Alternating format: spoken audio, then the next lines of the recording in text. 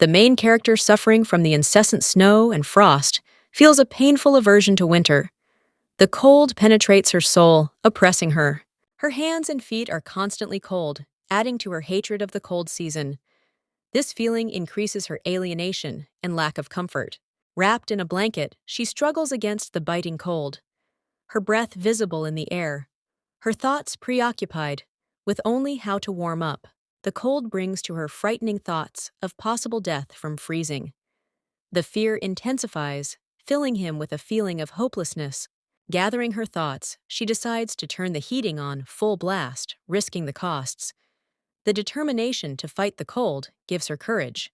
A romantic scene from a manga comes to life in her imagination. A happy couple enjoying the warmth, completely oblivious to the winter cold.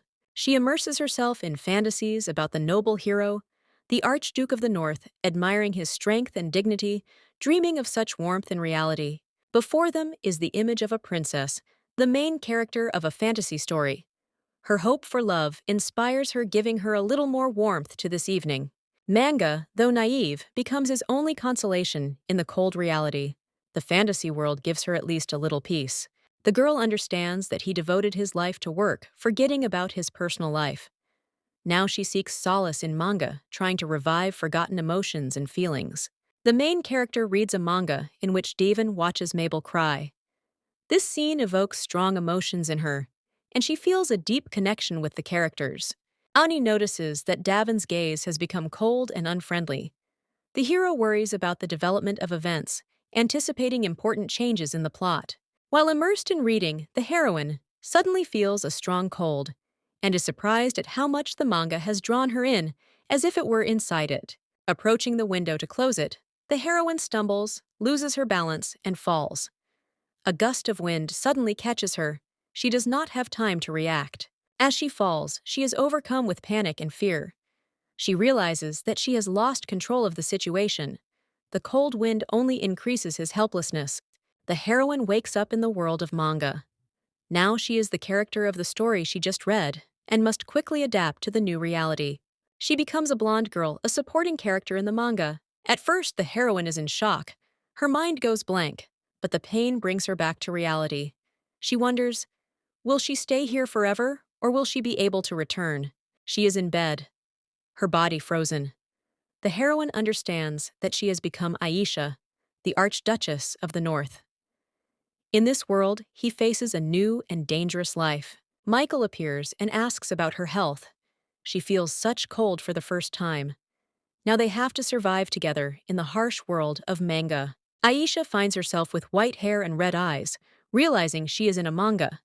She is shocked and does not recognize herself in the mirror. Looking around, Aisha sees a luxurious interior that reminds her of scenes from a manga. She feels a sense of déjà vu, as if she knows this place. The young lady remembers reading this comic before the tragedy. She becomes scared and asks the maid for permission to look in the mirror. Looking at her reflection, Aisha realizes that she really is in a manga. Her appearance is completely different. This shocks her. With snow-white hair and pink eyes, she realizes that she is not the main character looking around. Aisha notices a maid who looks at her in surprise. Aisha realizes that her new image is unfamiliar to this world. She is at a loss as to who she is now and why she ended up here. Michael, a high-ranking man with golden hair, appears. The main character realizes that he is one of the main characters of the manga. The Archduke of the North is the Archduke of the North, and Aisha is awed by his importance. His dark cloaked figure underlines his mystery. Aisha is surprised when Michael calls her his wife. She tries to understand what happened and why she is considered his wife. Aisha's husband suggests calling her by her first name, and the girl slowly comes to terms with her new role in a world she had previously known only from the pages of a comic book. In the story, Michael's ex-wife, Aisha Marianne, betrayed the Archduke by stealing his money and fleeing to another country. She destroyed his trust in women, leaving a deep wound in his heart. Michael, once willing to do anything for Aisha, is now heartbroken. Her betrayal has left him bitter and distrustful, no longer trusting any woman. Michael is divorced, and this still weighs heavily on him. The young lady, realizing that she has found herself in the body of this heroine, wonders why she was given this role. Aisha realizes that she has ended up in the North, although she always dreamed of the warmth of the South. She cannot stand the cold and is not at all prepared for the harsh conditions of her new surroundings. Aisha's husband notices that Aisha looks pale, but she does not respond, lost in her thoughts about how difficult it will be for her in this place. The cold and the unknown frighten her. The main character feels the cold penetrate her to the bone, making her white as a corpse with icy hands. She barely copes with this state, thinking only about the warmth that she so lacks. Michael is worried about Aisha and calls out to her, addressing her as his wife. She falls into his arms exhausted and unconscious, which only increases his worry. When Aisha comes to, Michael tells her that she has lost consciousness. Her recent condition further highlights how much she needs warmth and peace. To an outside observer, Aisha may appear to be on the verge of death, as she can barely stand on her feet. She thinks that she may have to repeat the escape of Michael's wife to save herself. Aisha, exhausted by the cold and helplessness, decides that she needs to go south. She declares that she can no longer tolerate the harsh conditions of the north and wants to return to where it is warm and light. Archduke of the North Liederbahn, Archduke of the North, at 26 years old, commands a powerful army. He is self-confident, inspiring respect and strength in his troops. Michael is an impeccable patriot who grew up in the harsh north. The mountains and the icy wind became part of his character, embodying the hero's determination and fortitude. Michael takes care of Aisha, the blonde girl under his protection. He worries about her desire to go south, showing his gentleness and care. The young lady explains to Michael that her words about the South are just nonsense. He insists that she cannot go there, showing his determination to protect her at any cost. Mabel is a red-haired girl who represents joy. She wonders why Michael spends more time with Aisha than with her, the princess. Mabel lost her parents and lived alone until she found refuge in the palace. This made her a resilient and sympathetic heroine of the story. The Empress saw in Mabel a resemblance to the late princess and accepted her into the family. Mabel became a favorite of the court for her kindness and sincerity. Mabel meets Michael and the southern prince Davin. Both are captivated by her beauty and strength of spirit, which creates a love triangle between the heroes.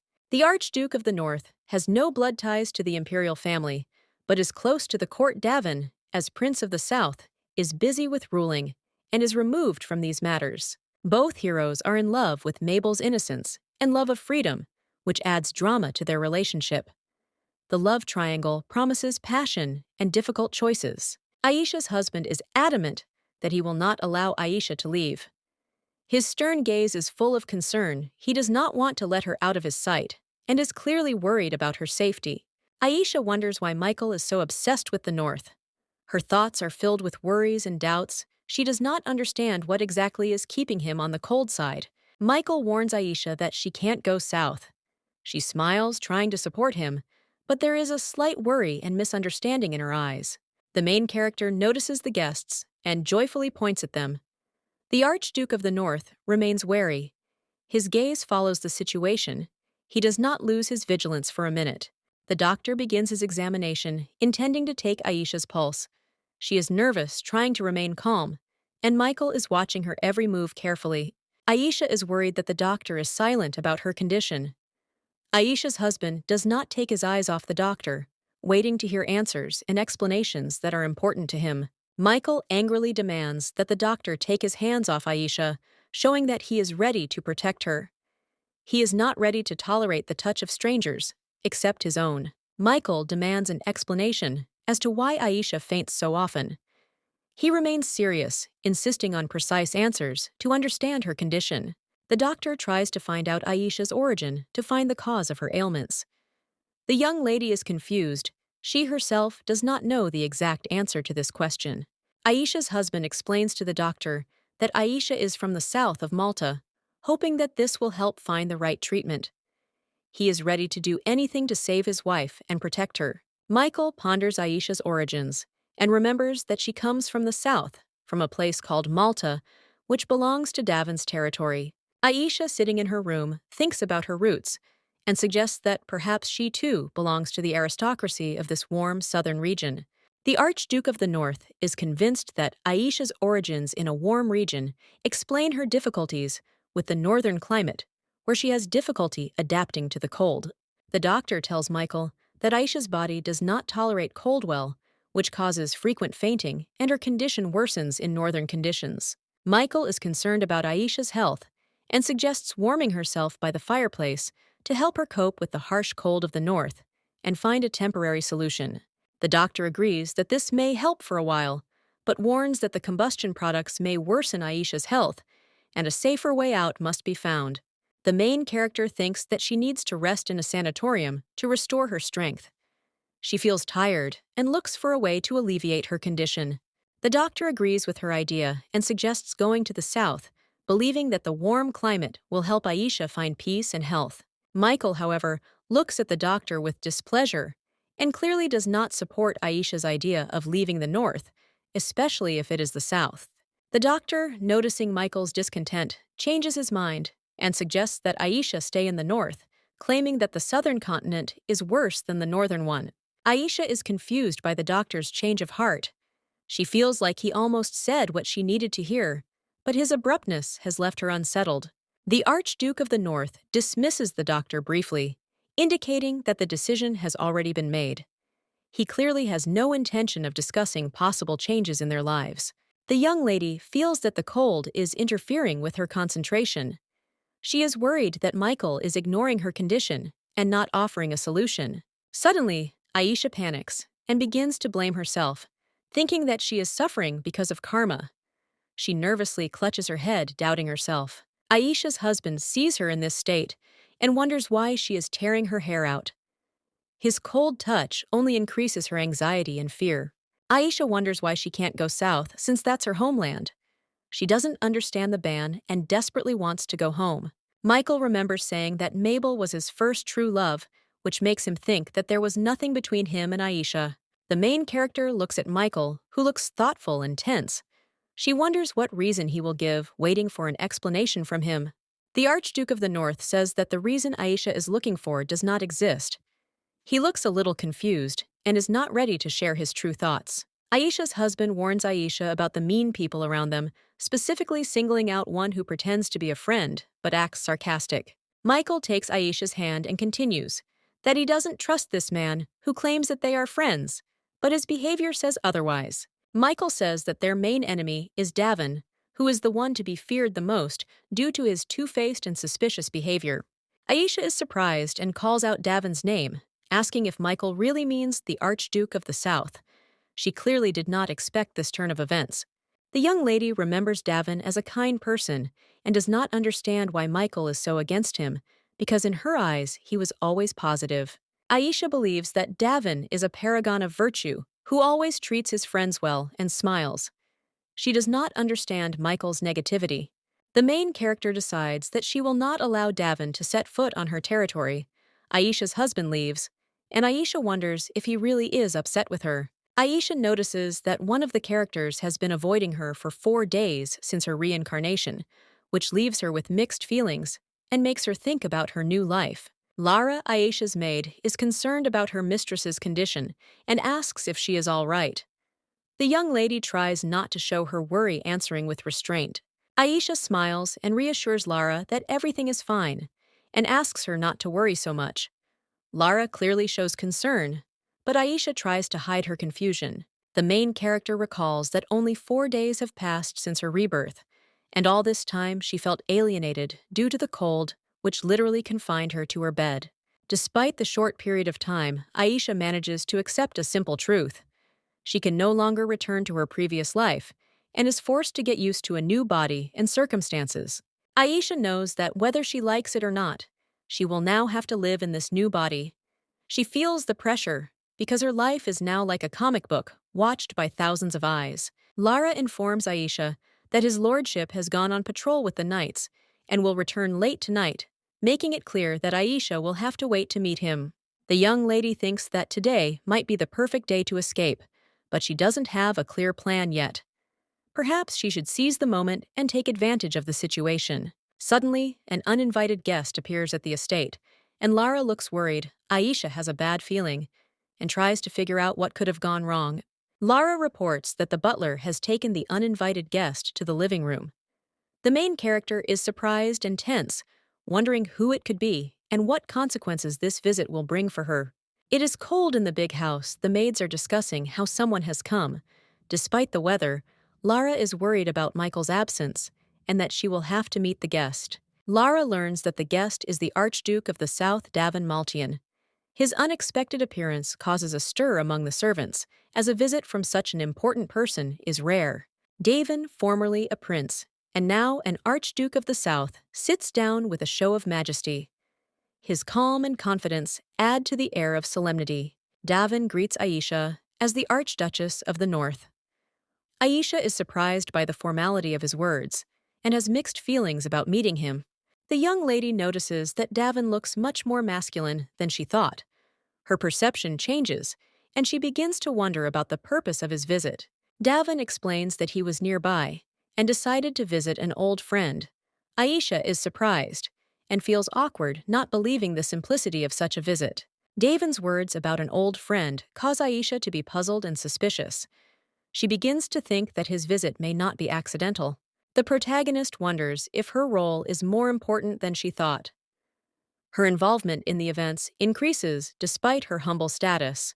Davin notices that Archduke Literban is missing and is greeted by Aisha, who speaks confidently while concealing his possible intentions. Aisha explains that Literban is on his rounds. Davin realizes that their meeting is now more personal, creating an opportunity for intrigue and plot development. The young lady is surprised by Davin's words and thinks he is hinting that she should drive away strangers.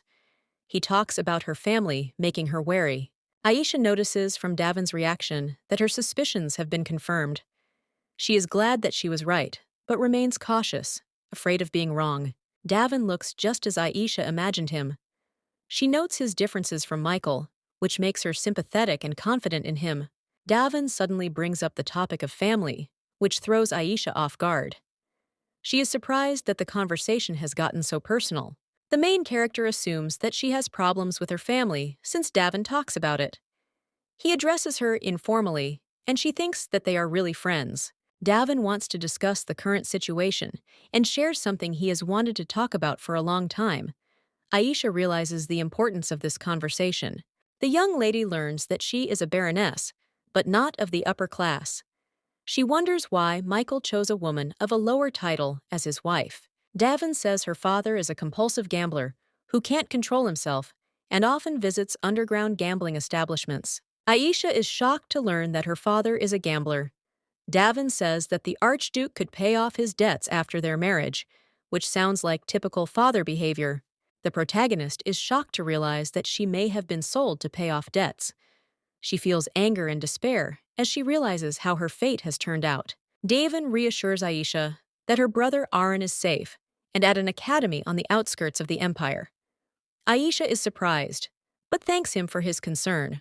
Davin explains that he couldn't leave Anya's younger brother in trouble because he is not a stranger to her.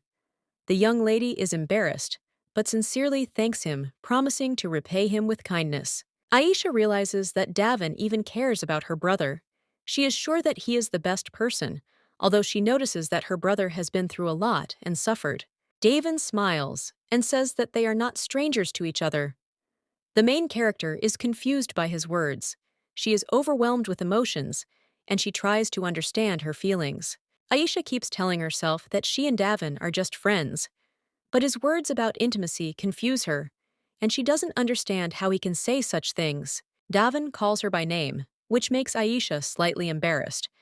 He suggests that they discuss important matters, and Aisha concentrates on the conversation. Davin asks why he came to her. The young lady feels something significant in his serious look, and her heart begins to beat faster. Davin hands Aisha the scroll she asked him to retrieve. She realizes that it is important and could change her life and her relationship with Davin. Aisha unrolls the scroll and sees that it is a divorce agreement. She is shocked and confused because this event can greatly change her destiny. Davin confirms that this is the document. He explains that once all the papers have Archduke Michael's seal, everything will be complete. The main character asks Davin, in surprise, if she really asked him for something 2 months ago on their wedding day. He confirms, reminding her that it was an important request made in secret. Aisha recalls how on her wedding day, she was already thinking about divorce, which left her with internal shock and confusion. She expresses gratitude to Davin for coming to her, noting that she was surprised to learn that he was the one who helped her escape. Davin assures Aisha that everything will be fine and that she will not be caught. He asks if she is going to look south, to which Aisha replies that it will be problematic. Davin determined offers to deal with the Baron if he interferes with her plans. However, Aisha fears that such actions may offend Michael, and this worries her. She plans to get to the capital first, and only then decide what to do next. She admits that it is warmer there than here, which gives her a little optimism. Davin expresses regret, but insists that Aisha contact him if anything happens. She agrees, nodding gratefully. Davin decides to leave to avoid meeting her stern husband, the Archduke, and asks Aisha not to see him off. He kindly reminds her of the cold outside and advises her to dress warmly. As they part, Davin notes that even the mood can be spoiled by such severe frost, which adds lightness to their dialogue before parting. The young lady feels reality begin to fade, and her thoughts are filled with the realization that everything is unfolding exactly as in the original story. Her heart tightens with worry. A few days have passed, and Aisha feels that the plans she made are starting to come to fruition. She has collected all her documents and things preparing to escape despite the cold. Aisha confidently walks out of the house, having carefully studied the map of the area. She is determined to finally escape, feeling that this time, everything should go smoothly. She leaves a farewell note of apology, knowing that if she stays, she will inevitably die of cold. But deep down, Aisha fears the consequences of her escape. Despite her fears, everything goes too smoothly. The main character is surprised how she managed to avoid a clash with the knights on duty and reach the port without any problems. When she sees the last ship, Aisha hopes that she is about to leave this place forever. She feels that freedom is already very close. But suddenly, a man with a scar on his face appears in front of her and asks her to come with him. Aisha feels her heart begin to beat wildly with fear. The young lady returns to her room, realizing that all the documents and the letter are gone. She suspects that someone has burned them, and fear of the inevitable overwhelms her. Her thoughts are filled with anxiety. She does not understand why there is not even a guard posted outside her room, although she tried to escape yesterday. The feeling that all this is part of someone's evil plan does not leave Aisha. Aisha peers around the corner, preparing for the changing of the guard. She knows time is running out, but she sees a chance to escape despite the danger. Excitement and determination fill her. The soldiers on guard duty look tired, which makes Aisha wonder about her chances of success. Her doubts grow, and she begins to get nervous, thinking that her chances of escape are almost zero. The main character, sitting on the floor in her room, anxiously ponders what is happening. She understands that her actions may be crazy, but still hopes for the opportunity to break free. Lara and another maid find the kitten and discuss how it could have gotten there. It turns out that there is a hole in the wall near the garden, through which the kitten got in, which may give Aisha a way to escape. Aisha finds a hole in the wall and tries to crawl through it. She realizes that this is her chance to escape and feels a rush of adrenaline from the upcoming risky step. Her escape attempt fails when she lets out a scream that attracts attention. This was her second attempt, and she failed again. The hope of freedom slips away again. Michael, Archduke of the North, addresses Aisha with a silent question. He is clearly concerned about her actions, and his intense gaze causes her to feel fear and shame. The young lady cannot find the words to explain her behavior. Aisha decides she needs to leave, but Michael stops her. They have a tense conversation during which Michael asks Aisha what she really wants and why she is so desperate to escape. The Archduke of the North asks why Aisha is constantly looking for a way to leave the house. Her actions puzzle the servants who do not understand her motivation and try to find out the reason for her anxiety. The main character feels alienated from those around her. Despite the gentle words of the maids who joke that it is not so cold today, Michael continues to feel misunderstood. She understands that no one can understand her, and this strengthens her desire to leave this place. Michael, the golden-haired Archduke of the North, looks at Aisha seriously, letting her know that she doesn't have to tell if she doesn't want to. But despite this, he firmly says that no matter how many times she tries to escape, he will always bring her back. Aisha suddenly begins to panic, screaming that she is very cold. A crowd of servants surrounds her, and Michael stands nearby, watching as she clearly suffers from the cold. The young lady thinks to herself that this is important to her and is surprised by Michael's silence. She does not understand why he does not react to her condition. Michael gently asks if her behavior is really just cold. He tries to understand what is going on with his wife and what is really behind her words. The maids surround Aisha with care and offer to come with them. They comfort her by saying that the pajamas they have prepared for her are very warm and try to improve her condition. The maids continue to care for Aisha, asking if she is warm under the blanket and wishing her good night. Aisha looks at them with gratitude and slight surprise, happy for the care of those around her. Lying in bed, Aisha relaxes and thinks that she doesn't quite understand what's going on around her. But she feels great at this moment. She is enveloped in warmth and calm. Morning comes, but Aisha still enjoys the warmth and does not understand why she feels so cozy. She thinks about it, trying to find the reason for her unusual state. She notices that her and Michael's hands are tied and wonders why he did it. Her thoughts run to the possibility of marks being left behind, but the situation still brings a soft smile to her face. The main character looks at something strange that Michael offers her in bewilderment. It is a medicine that he found abroad, and he assures that it is extremely effective, although Aisha looks at it with obvious skepticism and surprise. Aisha is surprised to learn that her scarf is made of fox skin and her gloves are the work of a famous craftsman. This leaves her with mixed feelings, while the servant clapping happily is clearly pleased. The Archduke of the North notices that Aisha is still cold and suggests that she be patient for a while, despite her obvious displeasure. He also tells the maids to speed up, which irritates Aisha even more. The young lady can't stand it any longer and decides to put an end to this chaos, stating that she is already feeling dizzy. She demands that Michael remove the servants at least for a short while so that she can calm down. Aisha realizes that there is still much to do. She asks Michael to explain what the situation is frustrated, that she does not understand everything that is happening. Apparently, too much information and worries have fallen on her. The main character is shocked when Michael appears next to her bed.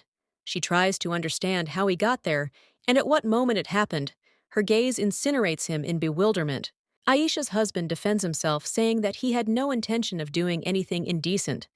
Aisha seems to calm down, but remains wary. The young lady furiously demands an explanation. Did he perhaps think she was going to run away?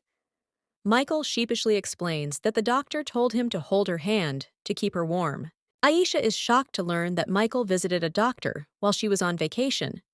She is surprised that he showed such concern, which makes her wonder about his intentions. Michael admits that he tied the bandage on his hand so that he wouldn't accidentally let go of her hand in his sleep. He honestly admits that this is the only reason for his actions, which makes him even more vulnerable to Aisha. Despite all her doubts and worries, Aisha finally tells Michael that she believes him. Their conversation ends on a warm note, although tension remains between them. After Aisha's relationship with Michael changed, she noticed that when they were alone, he only called her by her first name. This simple gesture touched her, and she felt warmth inside. The Archduke of the North is determined to do everything he can to keep Aisha warm and comfortable.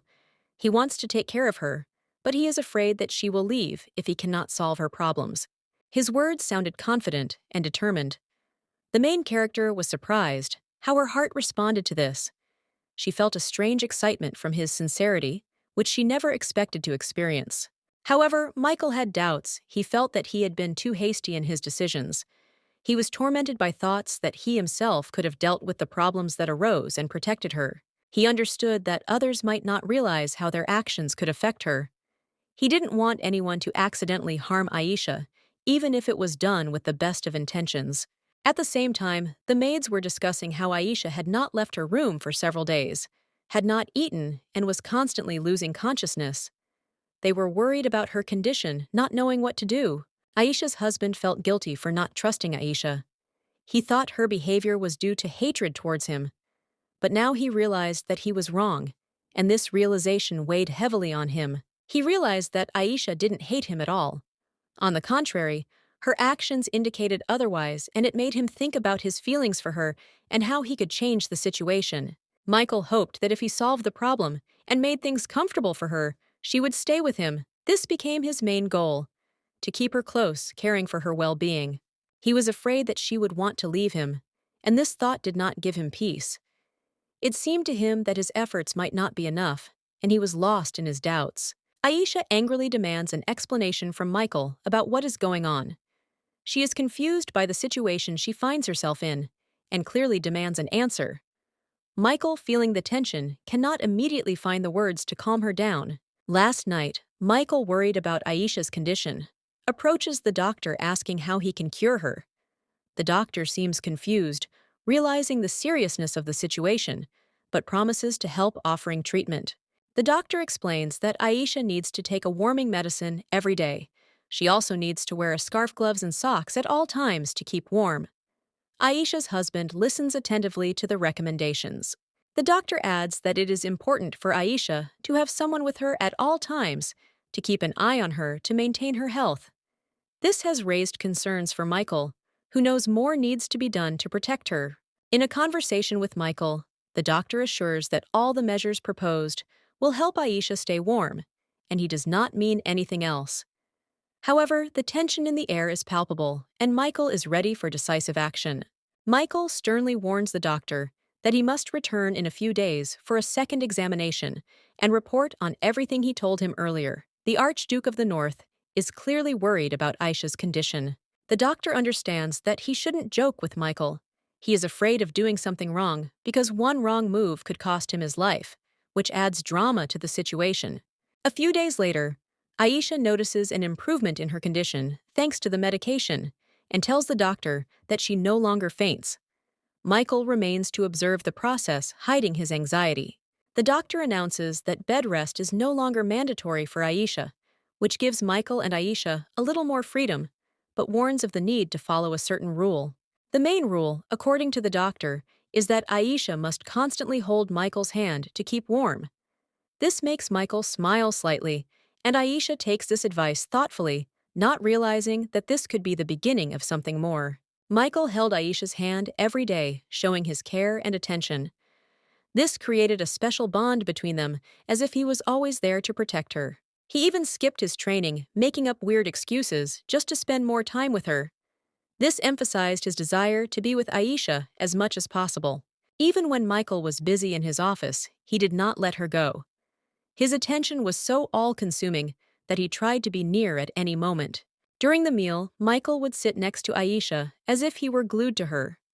His presence became familiar and comfortable for her, despite her slight embarrassment. The young lady began to wonder if he was watching her too closely, doubting that all these manifestations of attention were really of a medical nature, as Michael claimed. She began to be uneasy by the looks of the surrounding servants, who could not help but notice the unusually close connection between them, especially one particular servant, who clearly had a special interest in them. This servant was constantly watching Aisha and Michael, which made her feel uneasy. She thought that the servant did not care about anything but his behavior said otherwise. The Archduke of the North was embarrassed when Aisha noticed the servant's attention, but her thoughts were on how young and inexperienced this observer was. Nevertheless, Michael continued to hold her hand, not letting go.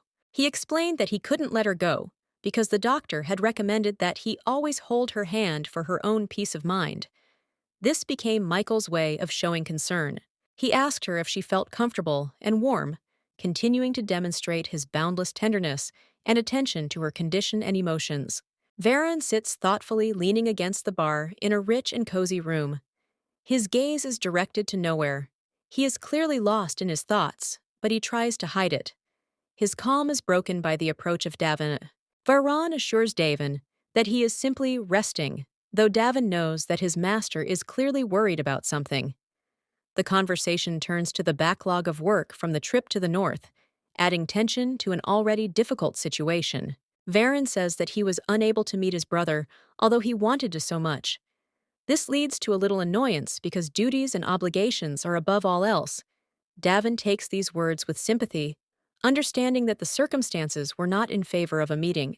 Varen, trying to keep the mood up, asks who suggested such a phrase to Davin. He laughs, hiding his inner feelings, trying to diffuse the tense atmosphere despite the emotional weight of their conversation. Davin advises Varen to take a good rest after they have finished their business. Varen agrees, realizing that rest is necessary, but his thoughts still keep him tense, despite his outward calm. Varan's memory flashes back to his meeting with Aisha. She seems incredibly animated and sincere, which is a big contrast to his usual image of her. This memory awakens warm feelings in him and makes him a little uneasy. He remembers the first time he met Aisha. The girl appeared before him in an exhausted state. Her appearance spoke of many hardships she had endured. Varen reflects on this with sadness, noticing her fragility. He can't understand what happened to her. Her poor dress was covered in dirt, and she looked hungry. Varen is inwardly indignant, realizing that Aisha was clearly experiencing deprivation and suffering. He notes that he has never seen Aisha smile. Her sad eyes full of inner fire constantly disturb his thoughts. He begins to wonder what lies behind her cold exterior. Varan feels deep compassion for Aisha, but tries not to show it, knowing that her pride will not allow him to accept pity. However, the thought of her suffering does not leave him, causing an even greater desire to help. Davin remembers his meeting with Aisha, noticing that she loves bread, and decides to bring it to him secretly. At that moment, he thinks about how she enjoys receiving such gestures. This emphasizes his care and tenderness towards her, which makes his act sincere. He reflects on how Aisha is different from other noble ladies. There is something genuine in her gratitude. Her sincerity evokes warm feelings in him, increasing his affection for her. This simple trait makes Aisha special in his eyes.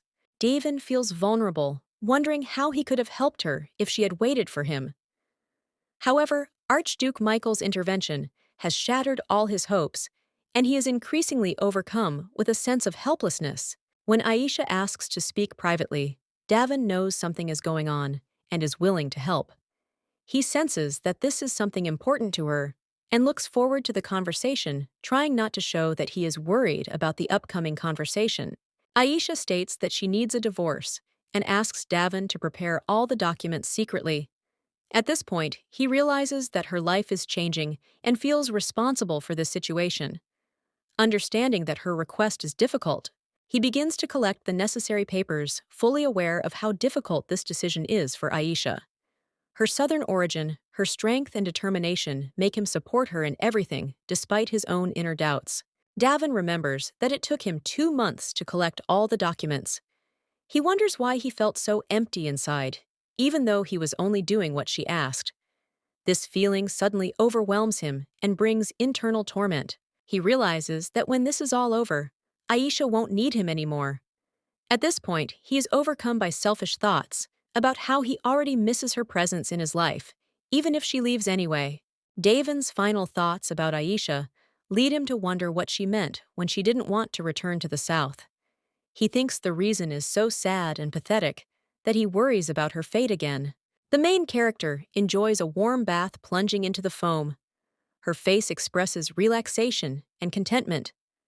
A luxurious chandelier with a soft glow emphasizes the atmosphere of coziness, and Aisha enjoys a moment of peace. After bathing, Aisha notices bruises on her body and is surprised by their appearance. She examines herself, wondering how they could have appeared. The maid, Lara, turns away in embarrassment, as if avoiding answering Aisha's questions. Aisha ponders the possible causes of the bruises. She realizes that no one is telling her the truth and tries to find the answer herself. Lara approaches Aisha, informing her that she has already prepared the dress, distracting her from her thoughts. Lara helps Aisha by giving her a choice of jewelry. However, Aisha is indifferent because the jewelry will not be visible under her clothes. She feels hidden anxiety and wariness, not understanding why everyone around her avoids her questions. Lara, despite Aisha's words, still wants her mistress to look beautiful. She offers to choose a necklace which pleases Aisha a little, and she decides to let Lara make the decision for her, trusting her taste. Lara chooses a necklace with a pink gemstone that she thinks will bring out Aisha's eyes. She confidently shows off the piece, expecting Aisha to like it and to lift her spirits.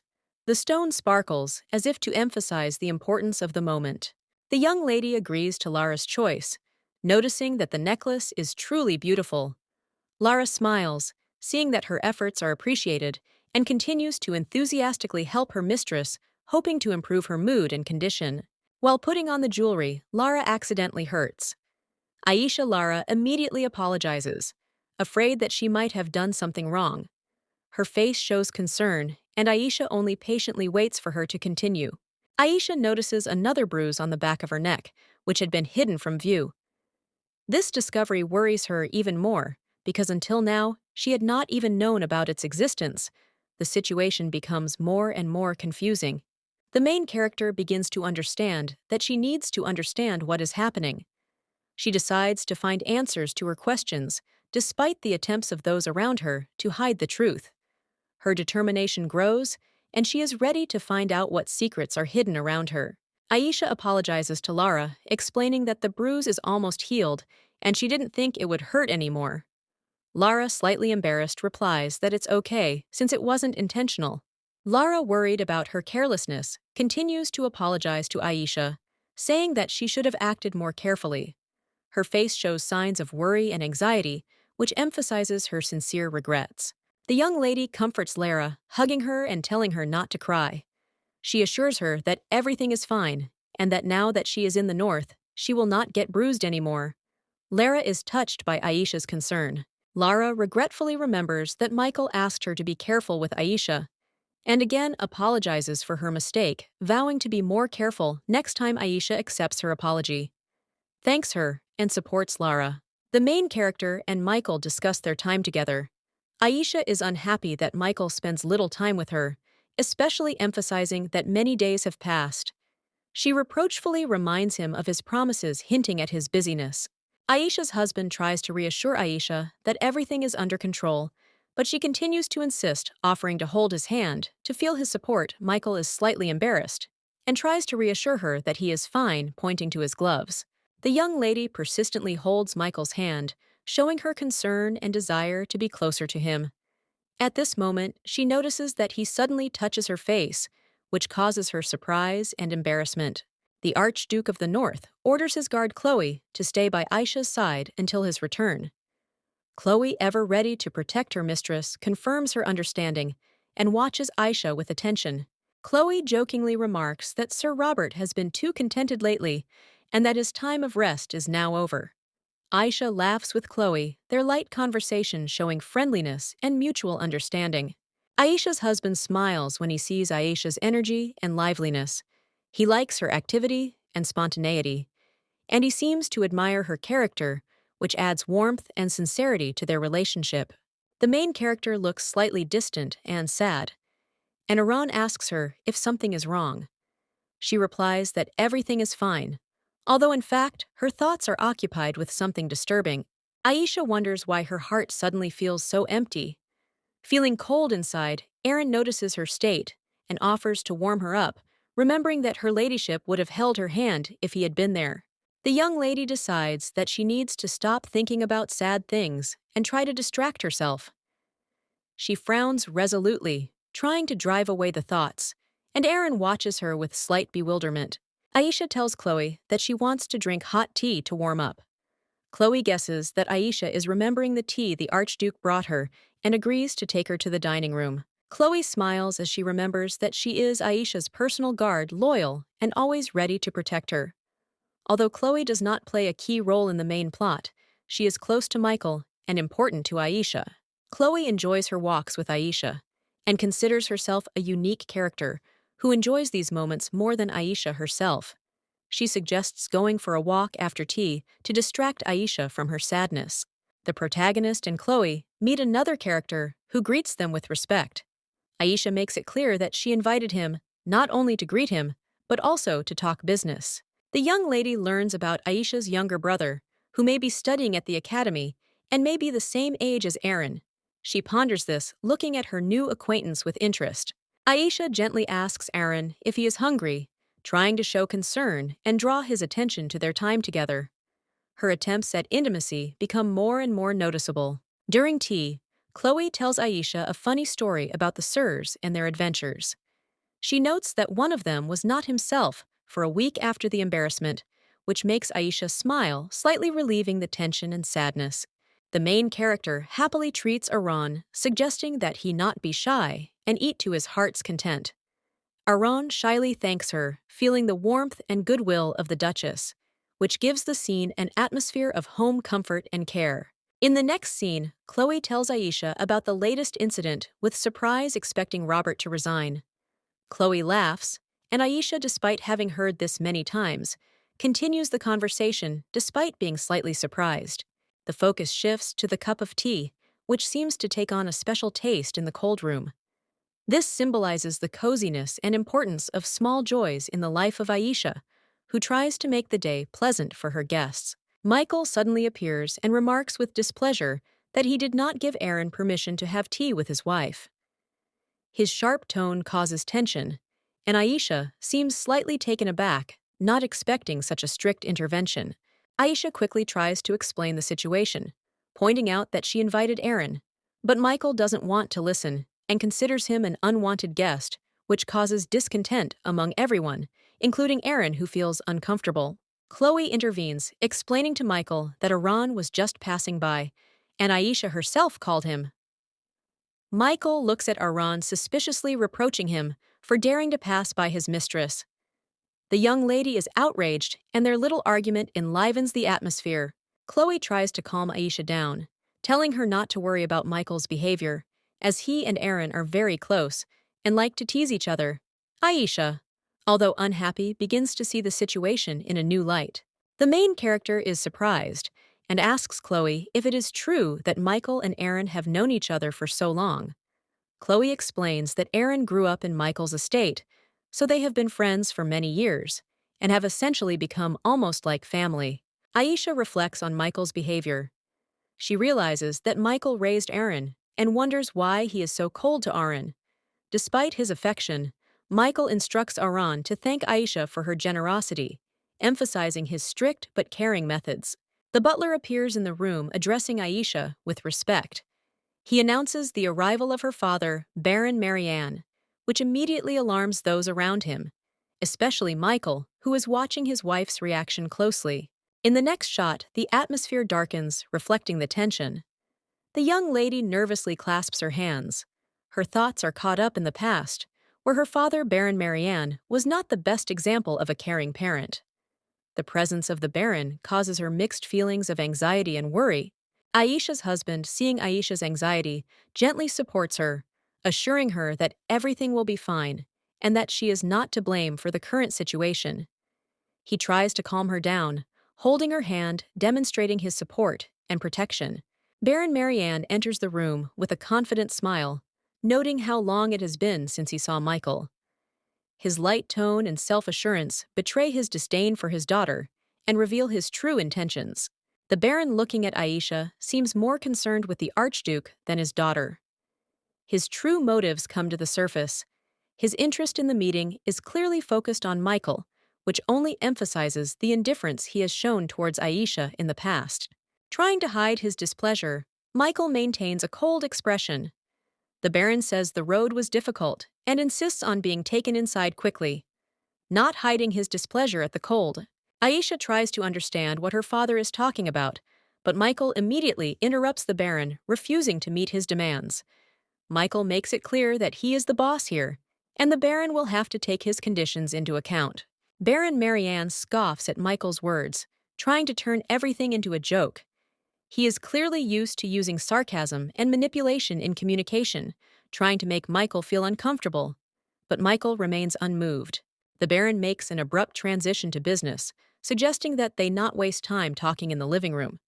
He does not want them to leave their mark there, clearly showing that he has not come for a family gathering, but with a specific purpose. The Baron openly states his true intention. He asks Michael to lend him money.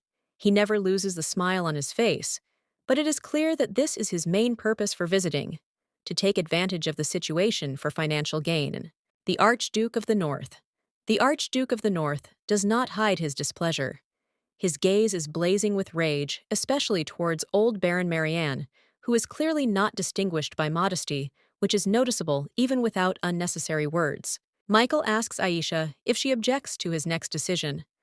The girl looks a little surprised and doesn't quite understand what he's talking about, so she clarifies what Michael means. Michael's answer is short and clear. He is talking about the guards. He is clearly determined and will not tolerate any more antics from Baron Marianne, which foreshadows the brewing conflict. The Baron feels sick, and one of the guards supports him. The surroundings become tense, and even in such a situation, the Baron tries to maintain his dignity despite his obvious weakness. Baron Marianne, without losing his self-confidence, indignantly shouts at Michael, calling him a puppy, and clearly not recognizing his authority. His voice is filled with anger and defiance, which only adds fuel to the fire. The Archduke of the North orders the Baron to be taken away, adding that it is high time for him to become acquainted with the cold of the North. His words sound like a threat and a promise reflecting his determination to restore order and put the Baron in his place. The Baron resists and tries to free himself from the guard's hands, screaming to be let go. He is not ready to accept what is happening and is still full of confidence in his rightness, even in such a humiliating situation. The main character watches what is happening with bewilderment. She doubts the nobility of the Baron, thinking that this man does not have a drop of true noble honor. She cannot believe that the Baron really represents the nobility. The Baron shouts that Michael will regret his actions, reminding him of some kind of agreement. His words sound like a last desperate warning, clearly hinting at the possible consequences for Michael. Aisha's husband looks tense and confused. He doesn't understand what agreement the Baron is talking about, but his uncertainty and tension are noticeable. Questions hang in the air, and now Michael has to figure out what exactly Baron Marianne meant. Michael notices that it is very windy outside and invites Aisha to come inside to get away from the cold. He carefully invites her inside, demonstrating his care and attentions. Aisha, looking into the distance, is lost in her own thoughts. She reflects on her experiences, feeling that her head is filled with many unresolved questions that bother her. Amidst these thoughts, Aisha wonders if she should stay in the North. The Archduke of the North discusses with someone the possibility of continuing to pretend to be Aisha until he finally appropriates her life, which makes her doubt. The young lady and Michael continue to discuss the situation. Michael remarks that perhaps it would be worthwhile to leave someone completely barefoot so that they could experience the full severity of the northern frost, to which Aisha responds with a smile. But her thoughts are elsewhere. Aisha is inwardly outraged. Is it right to treat people like this?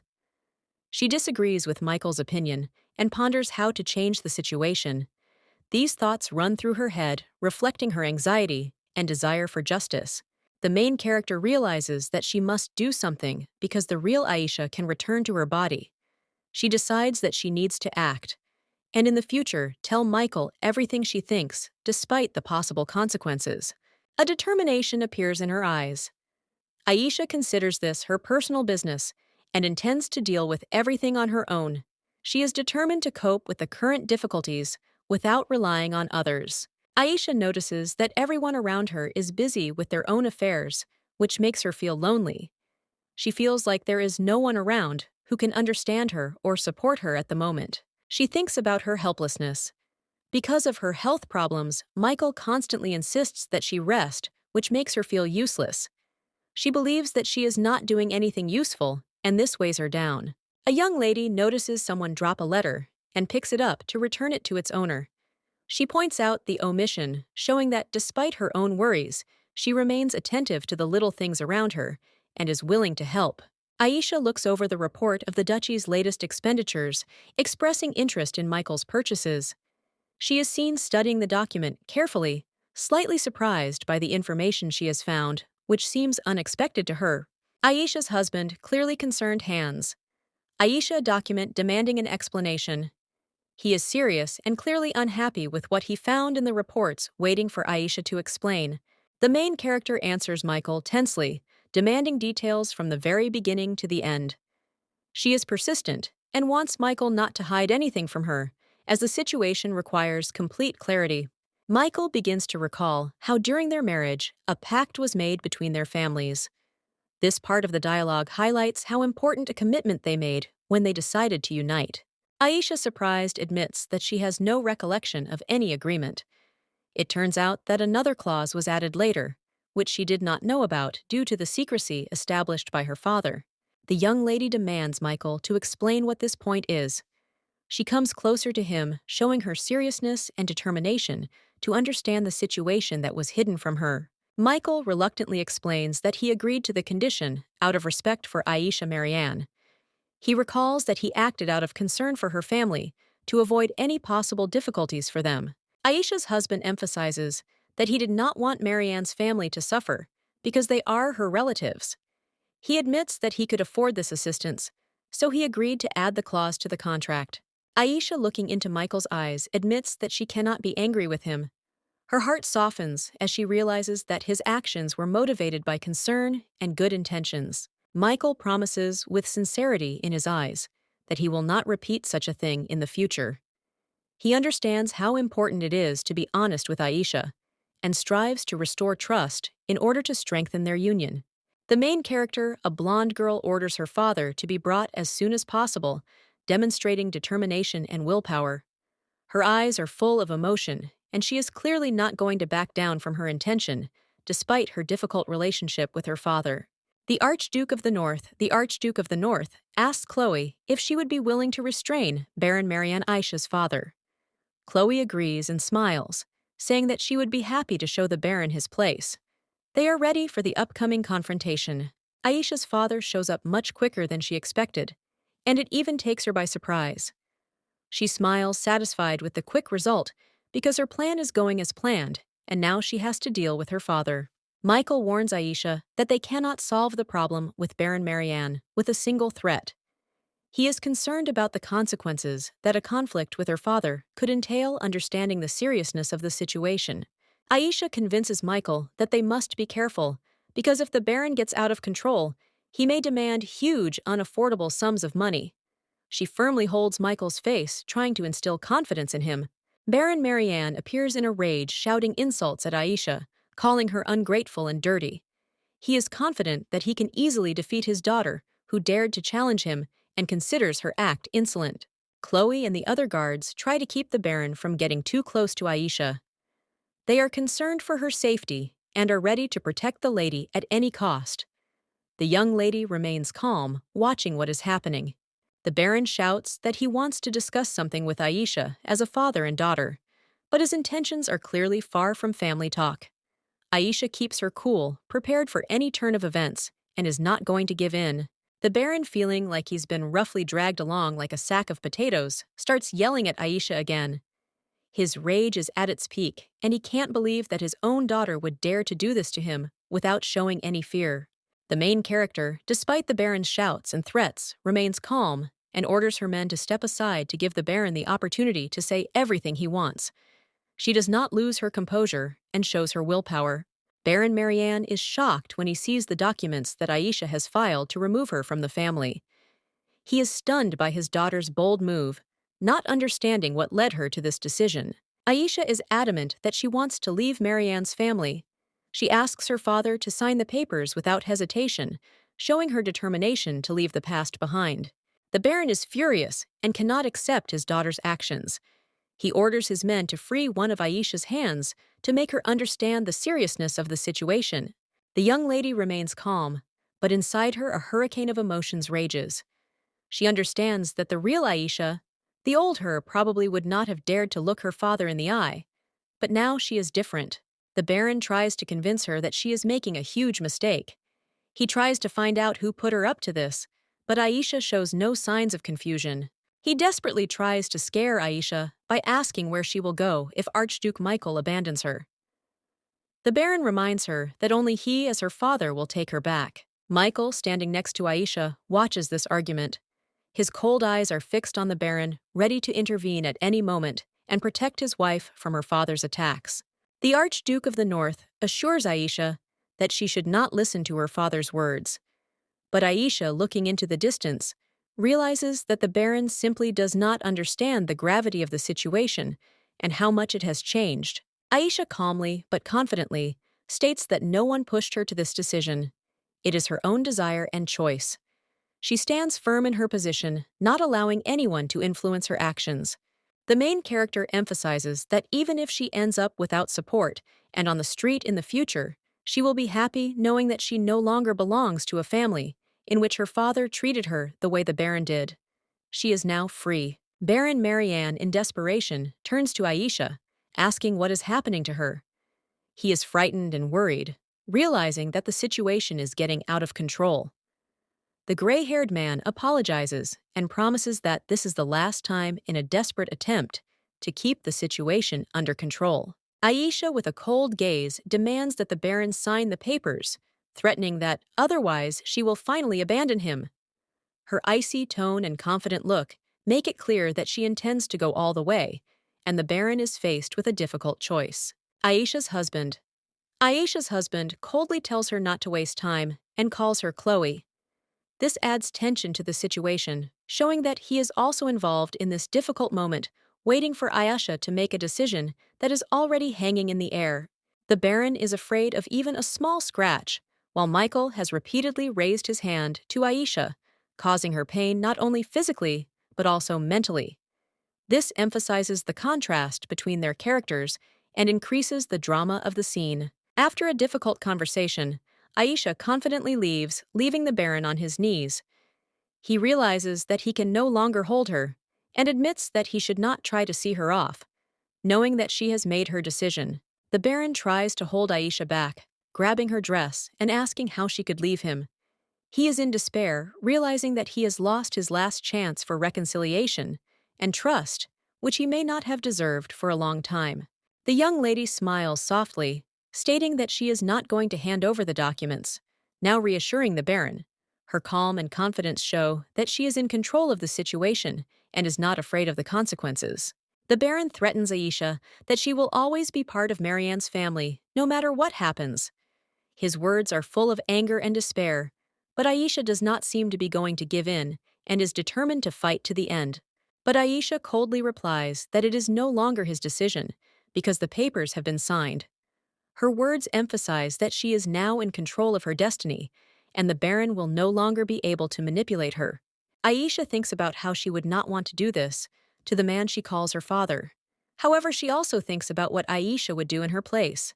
Her thoughts are full of contradictions, but her determination not to give in outweighs them. The main character, reflecting on her worries, comes to the conclusion that there is no point in getting upset over trifles. There are many important things in her life now that require immediate attention. She decides to distract herself and dispel her sadness, realizing that this is necessary for her peace of mind. Upon meeting Chloe, Aisha thanks her for her help. Their gazes meet, and a feeling of mutual understanding and support arises. Chloe, although worried, sincerely wishes her mistress peace and well-being. Chloe asks a disturbing question, trying to figure out if Aisha is okay. She is worried about the rumor that Aisha is planning to leave her family. Chloe expresses her concern and her desire to help if possible.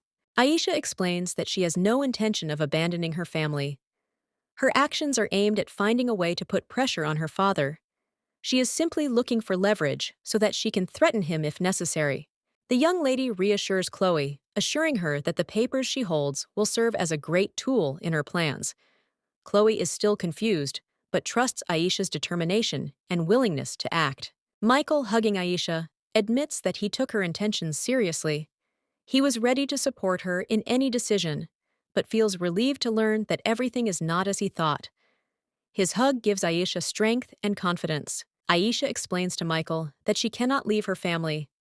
Her decision is motivated by concern for others. If she leaves, another innocent victim will be left alone. She voices her concern for her brother, who still needs help.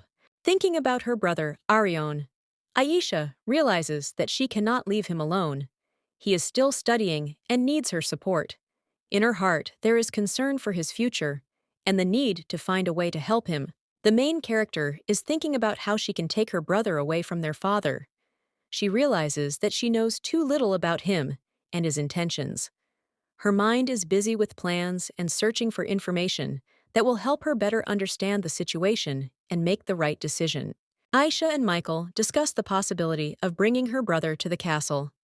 The Archduke of the North looks worried as he wants to take responsibility for his safety. realizing that this is an important step in strengthening their trust. The young lady feels unsure, wondering if Michael understands the seriousness of his proposal. She worries that he may underestimate his powers and not realize the difficulties this will bring. She begins to question her thoughts, wondering if Michael might be missing the care she provides him, perhaps worrying that her presence alone isn't enough to sustain him in this world. Meanwhile, Michael remembers how her brother was very hurt and upset in the past. He understands that if the situation repeats itself, it could negatively affect their relationship and trust. Aisha's husband cannot understand why her brother has such hatred for him, since their paths have hardly crossed. Perhaps it is because of his background and status, which causes a certain hostility. Aisha, not losing her resolve, asks Michael if he has repaid the 2,000 gold pieces. She is concerned that the debt may have remained unpaid, which could damage their reputation. Michael explains that the money was used to pay for the Baron's estate, to cover the delayed wages and expenses. He is concerned that the Baron is completely neglecting his duties. Chloe jokingly remarks that Michael doesn't yet know about the decision made behind his back. The main character feels a little awkward, realizing that she should have warned him in advance to avoid misunderstandings. However, Aisha decides that it is even better this way, and convinces herself that everything is for the best. She is sure that her father will be extremely unhappy when he finds out about what is happening, but she hopes for the best. Michael confidently states that if Aisha's father doesn't like something, he can come and sort it out personally. He completely trusts Aisha and knows that she will be able to protect their common future. Aisha's husband holds Aisha's hand, asking her to go for a walk, noticing that she hasn't been outside yet. Aisha sheepishly agrees, remembering that she was distracted by a pleasant tea party, and smiles despite the cold. Chloe, seeing Michael and Aisha together, suddenly exclaims that she wants to join them too. Michael and Aisha exchange glances and are immediately struck by a mixed reaction: surprise and slight awkwardness. Two spies discuss the unexpected harmony between Michael and Aisha, noting that they were rumored to have had problems. One of them admits that they did, but now the couple seems happy, which raises suspicion and interest. One of the spies inquires about the Baron's fate and is told that the Baron was drugged and placed in a carriage, which led to the pursuit of the Archduke's men. In response, another spy expresses regret at the possible loss of a useful ally, suggesting that he may still be useful. The young lady and Michael are sitting together, but he asks her to move to the other side. Aisha shyly replies that she is uncomfortable writing because he is holding her hand, causing Michael to suddenly become serious. The Archduke of the North advises Aisha not to write the letter at all, which causes her slight bewilderment. Turning to him, she notices that his face expresses offense. The main character is confused and a little worried by his reaction. Michael, not hiding his irritation, asks Aisha why she is writing this letter at all. Aisha, dumbfounded by his reaction, internally reflects on the fact that he is clearly offended. This causes mixed feelings in her: confusion and a desire to explain everything. The young lady reflects on her feelings for Davin, recognizing that he is kind and caring. She remembers how he helped her in difficult moments, and this contradiction between her thoughts and Michael's behavior intensifies the internal conflict, forcing her to think about her next steps. Reflecting on their complicated relationship, Aisha can't help but admire Davin's kindness and tolerance, especially in comparison to Michael's more blunt and sometimes unpredictable personality. This internal dialogue leaves her with mixed feelings, but she decides to be honest with herself and find a balance between her likes. Aisha, looking at him with bewilderment, wonders why Michael dislikes Davin so much. There is interest in her gaze, and she clearly wants to understand the real reasons for her husband's discontent. Michael snaps back that he doesn't like Davin because his face irritates him. Hidden jealousy shows in his tone, and he can't hide his displeasure. The Archduke of the North continues to rant, claiming that the sight of Davin irritates him to the point that it becomes difficult to breathe. He imagines an image of a rival that disgusts and irritates him.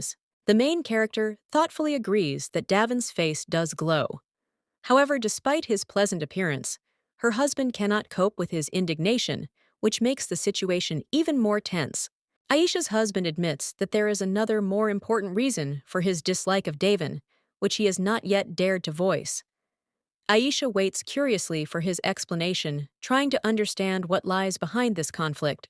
Despite his inner contradictions, Michael still cannot clearly express what is troubling him. The young lady, smiling, asks him to take Devon more calmly, reminding him that he is her friend. Michael, being too close to Aisha, notes that she and Devon are acting too freely, which irritates him even more. He suspects that there is too close a relationship between them, which cannot leave him indifferent. Aisha senses that Michael is jealous and tries to reassure him by explaining that her friendship with Davin is innocent. The Archduke of the North, however, continues to feel discomfort and irritation, unable to find the strength to fully trust her. Aisha's husband ponders the relationship between Southerners and Northerners, who, despite mutual invitations, rarely find common ground. His mind wanders to the question of why Davin irritates him so much, and he decides to figure it out on his own. Baron comes to Davin with an important message, a letter from the North. He hands it to his master, who is at first surprised, trying to figure out what it could mean. It is clear that the letter makes Davin wary because it is from an unexpected place. Baron assumes that this is just another invitation and does not attach much importance to the letter. He suggests throwing it away, considering it not worthy of attention. In his voice, there is a weariness from such messages which arrive with enviable regularity. However, Davin abruptly interrupts him, insisting that the letter be handed to him for reading. His intuition tells him that this is not just a simple invitation, and his tone becomes more insistent, reflecting hidden anxiety and curiosity. Baron is surprised to see how seriously the Archduke has taken the letter. He wonders why Davin is so excited, since the letter at first glance is unremarkable. The servant is confused and cannot understand the reason for his anxiety. Thinking to himself, Baron guesses that the letter must be from her, the woman whose name evokes so many emotions in the Archduke. He is sure of this looking at the expression on Davin's face, which speaks for itself, hiding a barely noticeable excitement. Davin, distracted from his thoughts about the letter, asks Raven how much time is left until the flower festival. Raven calmly answers that it is still a long way off. This question emphasizes the importance of the upcoming event, which also occupies the Archduke's thoughts. The main character, preparing for an important event, admits that she is a little nervous. She sits in front of the mirror, and the maids try to tidy her up, making sure that everything looks perfect. Lara, one of the maids, is worried about her mistress's anxiety. The maids happily remember that this is Aisha's first time leaving the estate and ask her if she is nervous. Aisha, although smiling, admits that she is a little nervous about this moment, and her facial expression confirms this. The maids admire Aisha's appearance, claiming that everyone will be amazed by her beauty. They add that she is simply beautiful, and her appearance will ensure that she will attract everyone's attention at the upcoming event. A young lady dressed in a beautiful dress asks Lara to hand her a robe, but the maid objects, saying that she looks even better without it. Despite this, Aisha remains calm and relies on her decision. Michael, entering the room, offers Aisha a fur hat, adding a bit of humor to the situation. His serious expression suggests that he cares about her comfort, despite her already luxurious outfit. Aisha responds with mild bewilderment, joking that a fur hat would ruin the whole point of her outfit. However, Michael seriously states that the most important thing is that she stays warm, and that should not be neglected. Despite her confidence, Aisha begins to feel even more nervous. She admits to herself that this feeling is growing as the event approaches. Although outwardly, she tries to remain calm and cool. As Aisha surveys her entourage, she begins to wonder why there are so many people accompanying them if they are simply going to a festival. She is slightly uneasy at the excessive attention being paid to such a mundane event. Michael explains that the streets are always crowded on the first day of the celebration, and to avoid the crowds, they only take a limited number of escorts with them.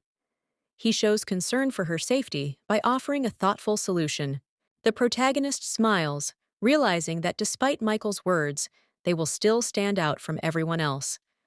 Her confidence returns, and she decides that she is ready to meet the public and make an impression. Aisha's husband, looking worried, reminds Aisha of the importance of thinking through every step, as this is her first official appearance outside the house. He emphasizes the seriousness of the moment and Aisha does not understand where exactly the conversation is leading, feeling slightly unsure. Michael, smiling, reminds Aisha that this is not exactly her first time out, as she has already secretly left the estate several times. This confuses the girl, but she remains silent, accepting his words, and feeling a slight excitement from the fact that her secrets have been revealed. Aisha, trying to escape the awkward situation, decides to make the first move.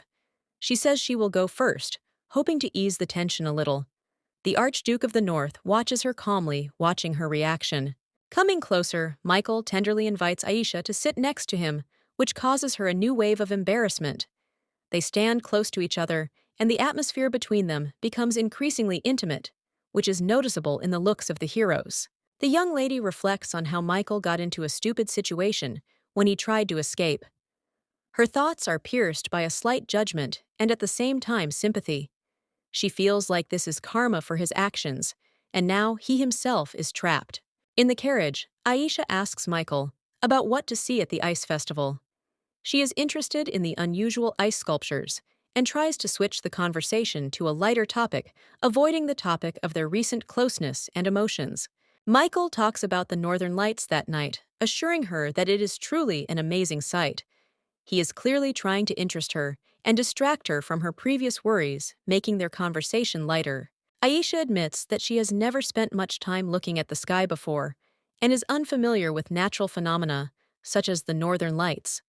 Her voice is quiet, indicating her inner calm and thoughtfulness.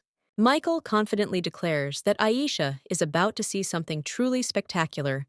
His words give her confidence, and between them, there is something more than just a conversation about the weather and northern wonders. The main character notices a huge crowd at the festival and realizes that there are many more people than she expected. This scares her a little because she is not used to so many people around. She feels very cold, shivering, and wondering if she's the only one who feels this cold. This makes her slightly uneasy, and she starts looking around. Aisha wonders if it is really as cold as she thinks, as everyone else seems quite calm, despite the freezing weather.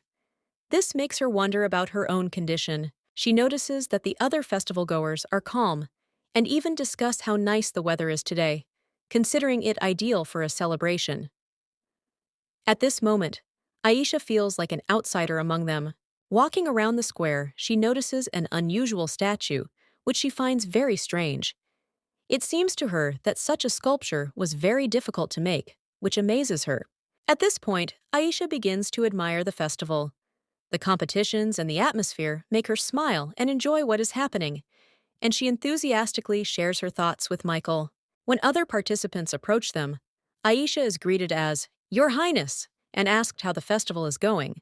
She looks slightly confused, but tries to keep her composure. Seeing flowers at the festival, Aisha looks at them with interest and wonders what they are called. This distracts her from everything that is happening and immerses her in her own thoughts. The Archduke of the North, noticing that Aisha has become carried away, carefully reminds her that it is better not to go far from him, despite the fact that he is glad of her enthusiasm for the holiday. The young lady apologizes to Michael, saying that she was distracted by the flowers. She looks embarrassed, but also pleased that her husband is caring for her and supporting her on this day. Aisha's husband looks at Aisha with a wary expression. She notices his strange attention and wonders why he is looking at her so intently. Inwardly, she assumes that something has frightened him, but she does not understand why. In their conversation, Aisha explains that she saw a flower that caught her attention because it was unusual, especially considering the winter season. Michael listens to her, intently, clearly intrigued by this unexpected find. Aisha shows a flower called Kilimanja. This rare species grows only in the north and has amazing resistance to frost. Her voice sounds admiration for this natural wonder. Aisha's internal monologue. She is surprised that Michael knew the name of the flower. A maid appears and happily greets her mistress, interrupting this amazing moment with the flower. The maid cheerfully informs that Aisha has probably been waiting for her for a long time. Her cheerfulness and happy mood create a pleasant atmosphere despite the tension of the previous moment. The Archduke of the North leads Aisha to the main square, where people usually gather for major celebrations. His gesture indicates the central place in the city, and he himself is serious understanding the significance of the upcoming events. The main character begins to feel the tension of the townspeople's close attention. She is uncomfortable being the center of attention, and this makes her nervous in this public setting. Aisha suggests that something is going to happen at the ice festival square. Aisha's husband calmly replies that there are no official events planned, which leaves Aisha slightly confused. The young lady remembers that every year at this festival, someone takes the initiative into their own hands, and everything starts again. At this moment, she recognizes an old acquaintance, the host of the festival, who this time decided to take on the organization himself. This cheerful man with green hair becomes the host of the festival every year without permission, although no one asks him to do so. Aisha notes that the inhabitants of the north can be very different, and this makes her smile slightly. Michael and Aisha are getting ready for the festival to begin. Suddenly among the crowd, Aisha notices a familiar face which surprises her. They clearly weren't expecting to see someone from the past, which is intriguing. The festival's host loudly announces to the audience the arrival of the new Archduchess. He notes how harmoniously Aisha and Michael look and invites them to say a few words to the assembled crowd. Michael is slightly annoyed at being asked to speak. He remembers warning Aisha that he didn't want to be the center of attention, but now there's nothing he can do. He has to say something. One of the girls in the crowd notices that Aisha might get cold without her coat and shares this observation. The main character, despite this, jokes that she wants to look good because this is her first public appearance in her new status. Aisha assures everyone that she is not cold and that everything is fine. However, a moment later, she is overcome by a sharp, cold snap and realizes that she made a mistake in not bringing a cloak. The young lady is clearly starting to feel very uncomfortable from the cold, despite trying to remain calm. She is shaking her face, is panicked, and she realizes that the situation is getting out of control. The festival host continues his speech, while Aisha struggles with the cold. Aisha's husband notices her condition, but the host is so engrossed that he does not notice what is happening and continues speaking. Aisha begins to regret her decision to go out without her cloak. Her head is splitting, and she is no longer able to hide her condition, although she herself asked to be presented to the public. Michael takes charge of the festival's security, assuring everyone that the event will be a success. He says this with confidence, despite what's happening to Aisha. It's Aisha's turn to speak, but she's absolutely frozen and can barely get a word out. Inside, she's panicking, unsure if she can handle the task. The Archduke of the North looks at Aisha gently, reminding her not to overexert herself. He cares for her well-being, lifting her hand to his lips. The protagonist, in response, silently looks at him, showing gratitude, although her gaze is a little puzzled. Michael is confident inside. He feels that Aisha will always be by his side, and this fills him with confidence and calm. His face lights up with a warm smile when he thinks about her presence in his life. In the background, a group of women give advice. They are sure that there is no need to be afraid of mistakes and encourage each other to remain brave in any situation. Their support and smiles create an atmosphere of mutual trust. Aisha, speaking to the crowd, hopes that this day will leave only pleasant memories for everyone. Her confidence and words inspire those present. She becomes the center of attention, expressing a sincere desire to bring joy. The young lady reminisces about the past. Despite the cold, she no longer feels the same discomfort. Images of how she will shiver when she returns home flash through her mind. But these memories no longer bring the same anxiety. Aisha and Aaron enjoy the moment while eating street food. The main character expresses her pleasure in this holiday, completely surrendering to the moment, while Michael watches them from the side with restraint. Michael jokes that Aisha always has a better appetite outside. She, embarrassed, begins to justify herself by saying that it was Aaron who tempted her to try the food. Their interaction is light and playful. Aaron shares his impressions of the dish with Aisha, noting that he has already tried something similar in the capital. His calm and thoughtful look emphasizes his experience and self-confidence, while Aisha is interested in his opinion. Aisha, slightly surprised, remarks that she always thought of Aaron as a native northerner, radiating coldness. Her words make Aaron uncomfortable, but she only pokes fun at his image, adding a playful note to their conversation. Feeling that she may have offended Aaron, Aisha sincerely apologizes to him. Aaron, however, calmly replies that everything is fine, showing that their friendship remains unchanged. A young lady dressed in an elegant dress is talking to Michael. He gently wipes a stain from her face, causing Aisha to become embarrassed. She seems a little confused, but accepts his gesture with gratitude.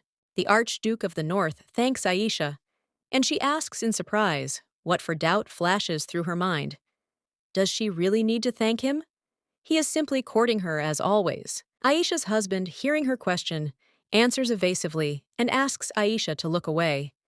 He seems worried and Aisha looks at him with incomprehension, sensing the growing awkwardness in their conversation.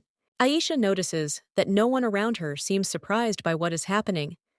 She stands in the middle of the crowd, deep in thought, her gaze directed at someone in the distance, surrounded by snow. Aisha's attention is focused on her own appearance.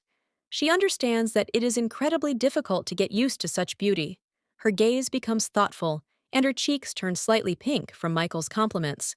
Michael warns Aisha that she might get cold, gently wrapping his arm around her shoulders.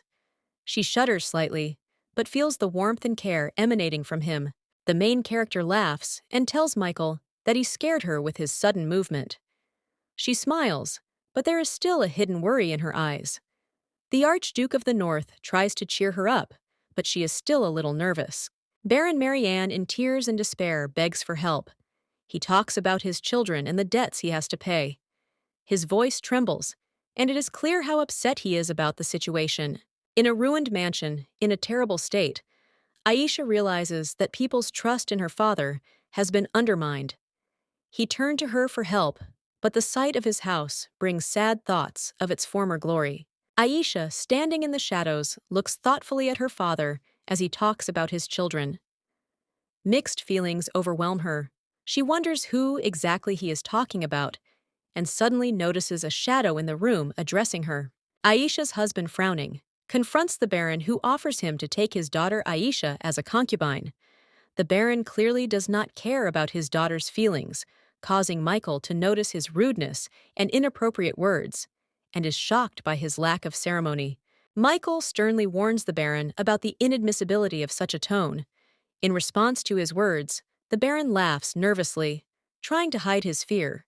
Michael becomes increasingly irritated, realizing that before him is a person incapable of adequate communication. Aisha's husband notices Aisha standing in the distance. It is not noticeable at first glance, but there are many wounds on her body. Michael understands that she has been through a lot, and that her father is the cause of this suffering, which causes him inner indignation and sympathy for her. The young lady, despite her situation and the suffering caused to her, asks Michael to save her father. This unexpected appeal shows her inner strength and desire to protect her family, even if it contradicts common sense and her personal interests. The Archduke of the North ponders Aisha's motives, realizing that her request is motivated by love and devotion. However, he also realizes that it is not safe for Aisha to remain in this place, and that her father is only causing her the pain from which she must be protected. After much thought, Michael agrees to help and save her father, but on the condition that Aisha will no longer stay with him. He understands that this is the best way out for her, despite her protests and inner torment. The servants at the castle discuss the recent wedding of Michael and Aisha, noting that they did not even have a wedding kiss. They suspect that this marriage is just an arrangement, seeing no benefit for the Archduke, which leaves them perplexed. Michael tries to talk to Aisha and invites her to dinner. He tries to create an atmosphere of comfort and understanding, but Aisha seems distant and lost in her thoughts. Michael begins to doubt whether she will ever be able to trust him. Aisha, avoiding direct contact, asks Michael to leave her alone. She apologizes for her abruptness, but her gaze is full of internal struggle and indecision. Her wounded heart prevents her from opening up, which Michael intuitively senses.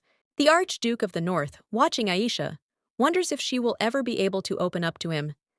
It is hard for him to see her isolation and inner suffering. He understands that not everything can be solved by force, and decides to wait patiently until Aisha decides to trust him. Aisha's husband stands in a richly decorated room, lost in his thoughts.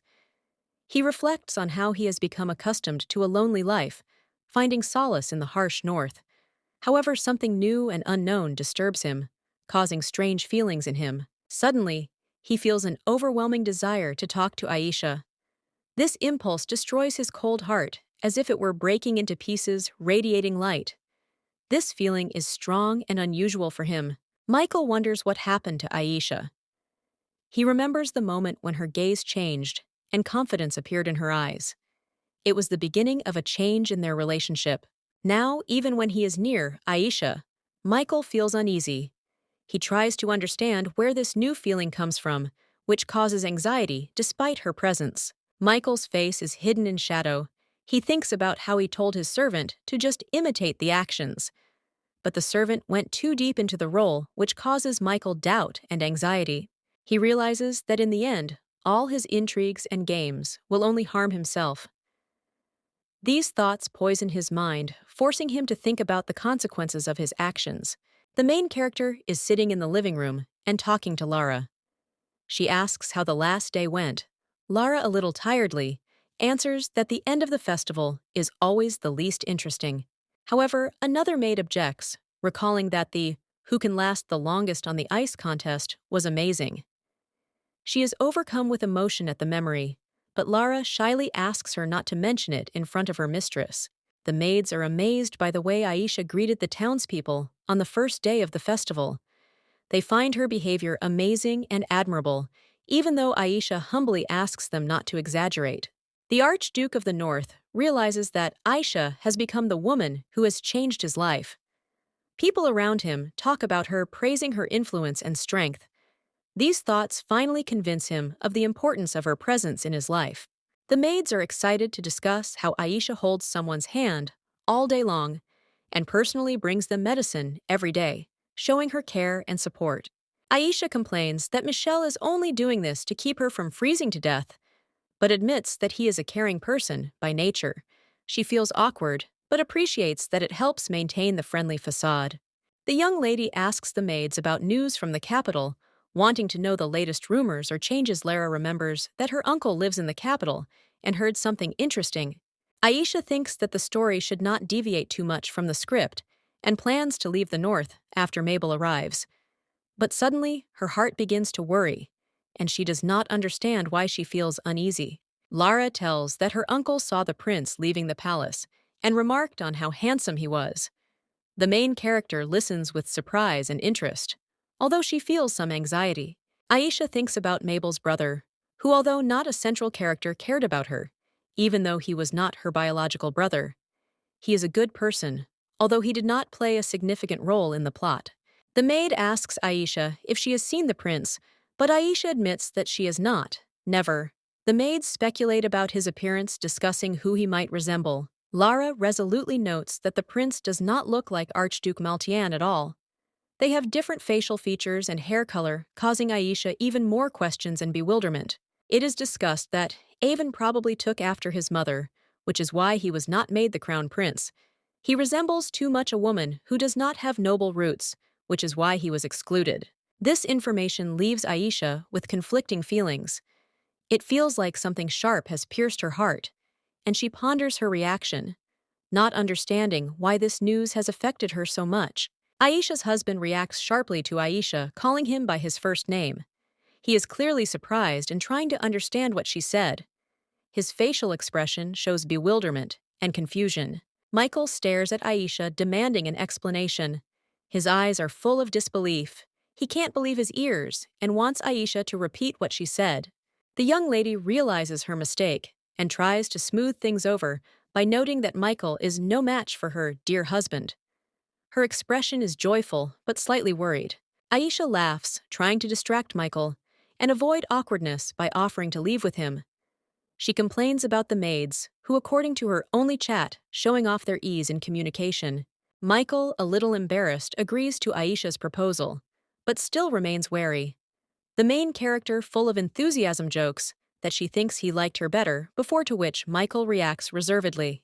Aisha's husband, with a stern expression on his face, asks Aisha to look only at him.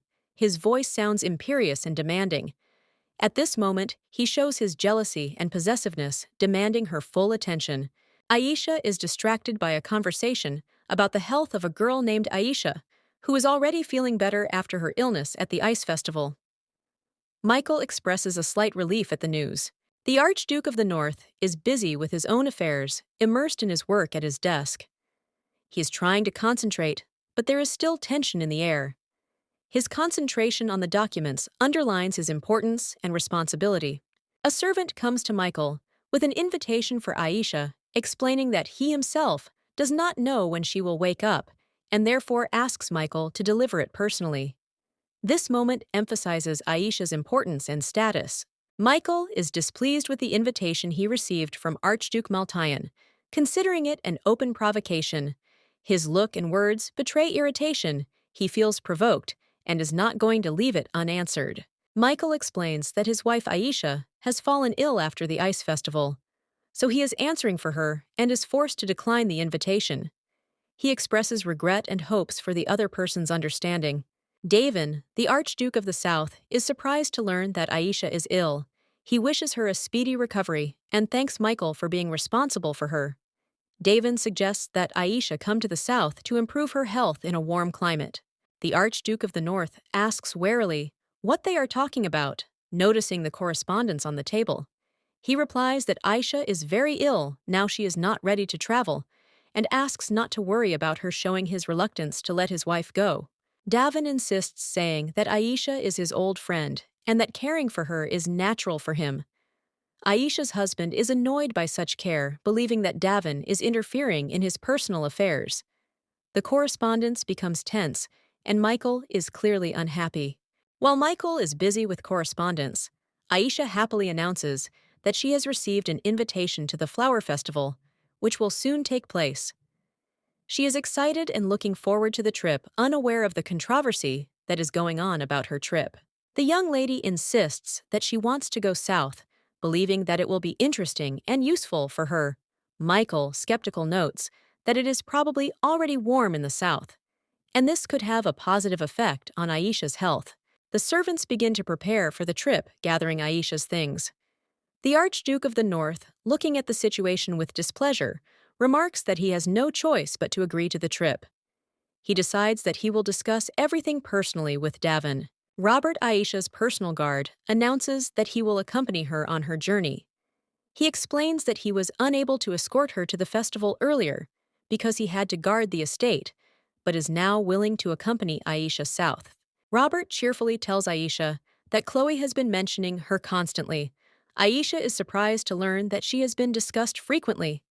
Robert looks pleased, hinting at the pleasant conversations that await Aisha on the road. Aisha's husband feels compelled to go with Aisha to protect his position and his wife. He is annoyed by the situation, but cannot resist Aisha's wishes and plans to clear things up with Davin personally.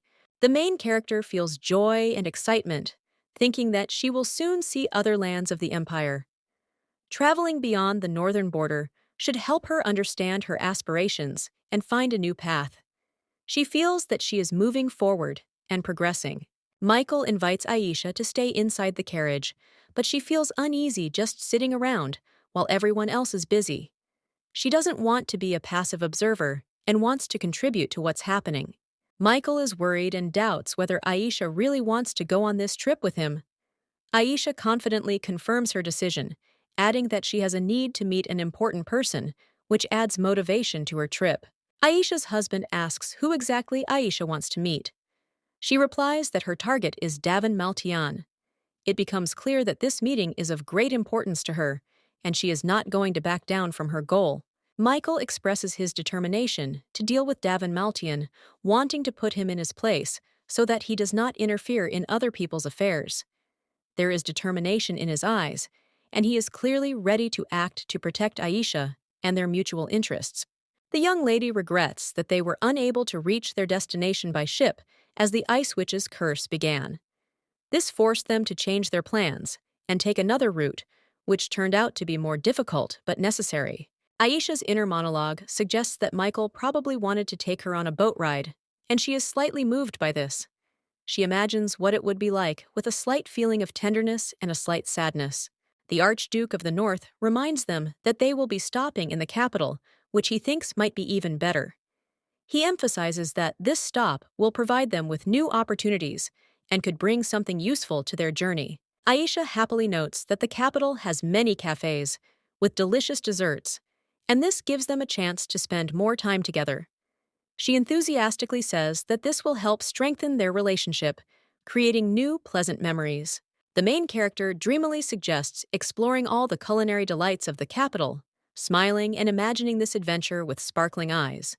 Michael is a little embarrassed, but agrees, realizing how important it is for Aisha to spend time together and strengthen their bond. Aisha, finding herself in the north, realizes that even such a harsh place has its advantages. She looks forward to trying the dessert from her favorite story and attending a festival at the same time. Michael, Archduke of the North, notices that Aisha is unusually cheerful. Her spirits are lifted by the upcoming events, and she admits that she is indeed happy about it. The young lady remembers how long she struggled to survive in the cold. Now that she is in the north, it does not seem so difficult to her, because she is used to challenges. The Archduke of the North suggests that Aisha stay home if she is busy, assuring that they will still have time to go on a trip together, but Aisha is sure that she will go because she wants to attend the festival. Aisha's husband notes that Aisha really wants this. He adds that if she needs anything else, she can just tell him. The servant reminds Michael that it is time for them to have something to eat. Aisha agrees that it is indeed time for lunch, and they decide to continue their journey later. Michael notices that they are almost at the border, where it is not so cold. He suggests that they eat first and then take a walk, to which Aisha readily agrees. The main character gets out of the carriage and notes that the cold here is not as severe as she imagined. She feels comfortable and confident in this place. The maid Lara solicitously offers Aisha warmth, offering her a blanket and hot medicine. Lara also points to a fire where she can warm herself and asks Aisha to call her if she needs anything. Aisha thanks Lara, assuring her that she is not as cold as she seems. Lara, a little surprised, still agrees, but expresses concern for her mistress's condition. Walking through the snowy forest, Aisha, dressed in a light dress, smiles, despite the chill. The maid Lara worries about her mistress, offering to wrap herself in a scarf. But Aisha assures that she feels fine, ignoring the cold air around her. The Archduke of the North notices his servant approaching him and asking how his mistress is feeling. In response, he answers with cold calm that it is not cold at all in the north, although those around him know that the frost bites harder than usual. Aisha's husband approaches Aisha, reminding her that she knows little about the harsh climate of the north, being from the south. He warns that many people die from the cold during the winter months, which makes Aisha think about the seriousness of his words and how she will adapt to her new home. Michael sadly admits that the north sometimes scares even him, despite all the years he has lived here. His eyes show concern for Aisha that she will not be able to get used to these harsh conditions, but he does not show it, keeping his feelings to himself. The young lady, startled by her husband's words, tries to hide her anxiety. She did not know that the cold could be so dangerous. She is offered to sit by the fire to warm herself, and she, a little embarrassed, agrees, realizing her vulnerability to the harsh climate. A boy named Aaron, Michael's assistant, carries wood to fuel the fire. When Aisha asks what he is doing, he explains that he is following his lordship's orders. At that moment, Aisha realizes that even small actions can be important for survival in these conditions. Looking at the fire, Aisha wonders why everyone around her is so concerned about the cold. She quietly thinks out loud that it is not that cold here, but soon realizes that this is only her naivety, and the north does not forgive frivolity. Aisha sits next to Aroy by the fire, trying to warm herself. The boy sitting in the shade seems lost in his thoughts, and Aisha notices how silent he is, showing almost no emotion. She understands that this young man hides many secrets and feelings. Watching Aroy, Aisha remembers that he once lived in the capital. She tries to start a conversation, asking how he copes with the cold. Aran, however, barely notices the frost, assuring that such cold does not affect him, as if he himself has become a part of this harsh world. Aaron briefly explains that he doesn't remember much about his days in the capital. His face remains impassive, But Aisha can see that he has something to hide. She wonders what exactly is behind this calm, and what it's like to feel the cold not only around you, but inside. Chloe, in a cheerful mood, brings food, wanting to please her mistress, Aisha. She shines with energy, holding bowls of soup, and tries to be useful, despite all the difficulties. The main character and companion look at her with interest, appreciating her efforts. Chloe explains that lunch is vegetable soup with bread, apologizing for the modest fare. She emphasizes the importance of food before the upcoming trip to the capital, motivating everyone to maintain their strength, even if they are not particularly hungry. Aisha, with a small smile on her face, enjoys the soup, appreciating Chloe's warmth and care. She is pleased that Chloe has joined their group, feeling the support and devotion of her guardian on this difficult journey. The young lady looks around, wondering where the rest of their group went. Her gaze is filled with slight worry, as she's used to seeing her team in full force. Chloe notices that the climate becomes milder as they approach the capital, and no one wants to sit by the fire because of the heat. Two men complain about the heat, feeling too warm, even without the fire and sweating from the stuffiness. Aisha smiles as she notices that despite the surrounding heat, Chloe remains unperturbed. Her expression is filled with admiration for her guardian's resilience, but also a hint of envy for her resistance to high temperatures. Chloe is determined to accompany Aisha everywhere. No matter the heat or difficulty, she is confident in her abilities and is willing to endure any inconvenience for her mistress, demonstrating unconditional devotion. Chloe confidently promises to always be by Aisha's side, no matter what the circumstances. She extends her hand, looking at the snow-capped mountains ahead, symbolizing her unwavering loyalty and determination to be a protector. The main character, slightly stunned and discouraged, receives an unexpected offer from Chloe to walk with her along a mountain path. Her look expresses surprise and interest at the same time, but she still does not dare to take such a bold step. Aisha feels a gentle touch on her hair. The sensation gives her a warm feeling that awakens memories of calm and safety. She understands that this is not just a touch, but a sign of care and tenderness, something she has been lacking lately. The warmth of the touch continues to envelop her, giving peace to her soul. The young lady gradually relaxes, allowing herself to be lost in these feelings. She enjoys the moment, feeling how the tension leaves her body, and her thoughts become clear and light. Michael looks at Aisha tenderly and continues to stroke her hair. He sees how she gradually calms down, and this brings him joy. Aisha, feeling this care, asks him not to stop wanting to keep this feeling as long as possible. Michael and Aisha arrive in the capital together. For them, the place is full of memories and hopes. Aisha's husband guides her confidently, and Aisha, still under the impression of his care, tries to comprehend everything that is happening to her. They enter a new place together, and she becomes curious about what awaits them next. The main character is amazed by the grandeur of the building they have arrived at. It seems to her that this inn is huge and full of secrets. She is a little worried, but Michael is nearby, and this gives her confidence. Together, they decide to go inside to find out what awaits them behind these walls. Robert, Aisha's personal guard, welcomes them inside. He shows them the way with a smile and explains that the rooms reserved for them are at the very end of the corridor. Aisha feels that everything here is done for their comfort, and this lifts her spirits. Robert offers Aisha to choose the most beautiful and largest bedroom. She gratefully agrees, but asks where Michael will live. She wants him to be as comfortable as she is, because he has always been there for her, supporting and protecting her. Robert's face becomes confused. He tells her that there is no separate room for Michael, which surprises Aisha. She doesn't understand how this could happen, because Michael is an archduke and deserves better. Michael, noticing the awkwardness of the situation, decides to smooth it over. He says that it is probably some kind of mistake, and it does not bother him at all. He smiles at Aisha, assuring her that everything is fine and she does not need to worry. The Archduke of the North suggests that Aisha not worry and just forget about this misunderstanding. He embraces her and whispers that there is no other way out. They will have to share one room. The young lady is slightly embarrassed, but she understands that his presence next to her is more important than anything in the world.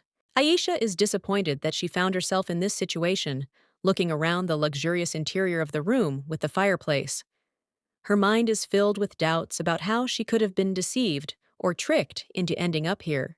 She looks at Michael, who looks smug, as if everything is going according to his plan.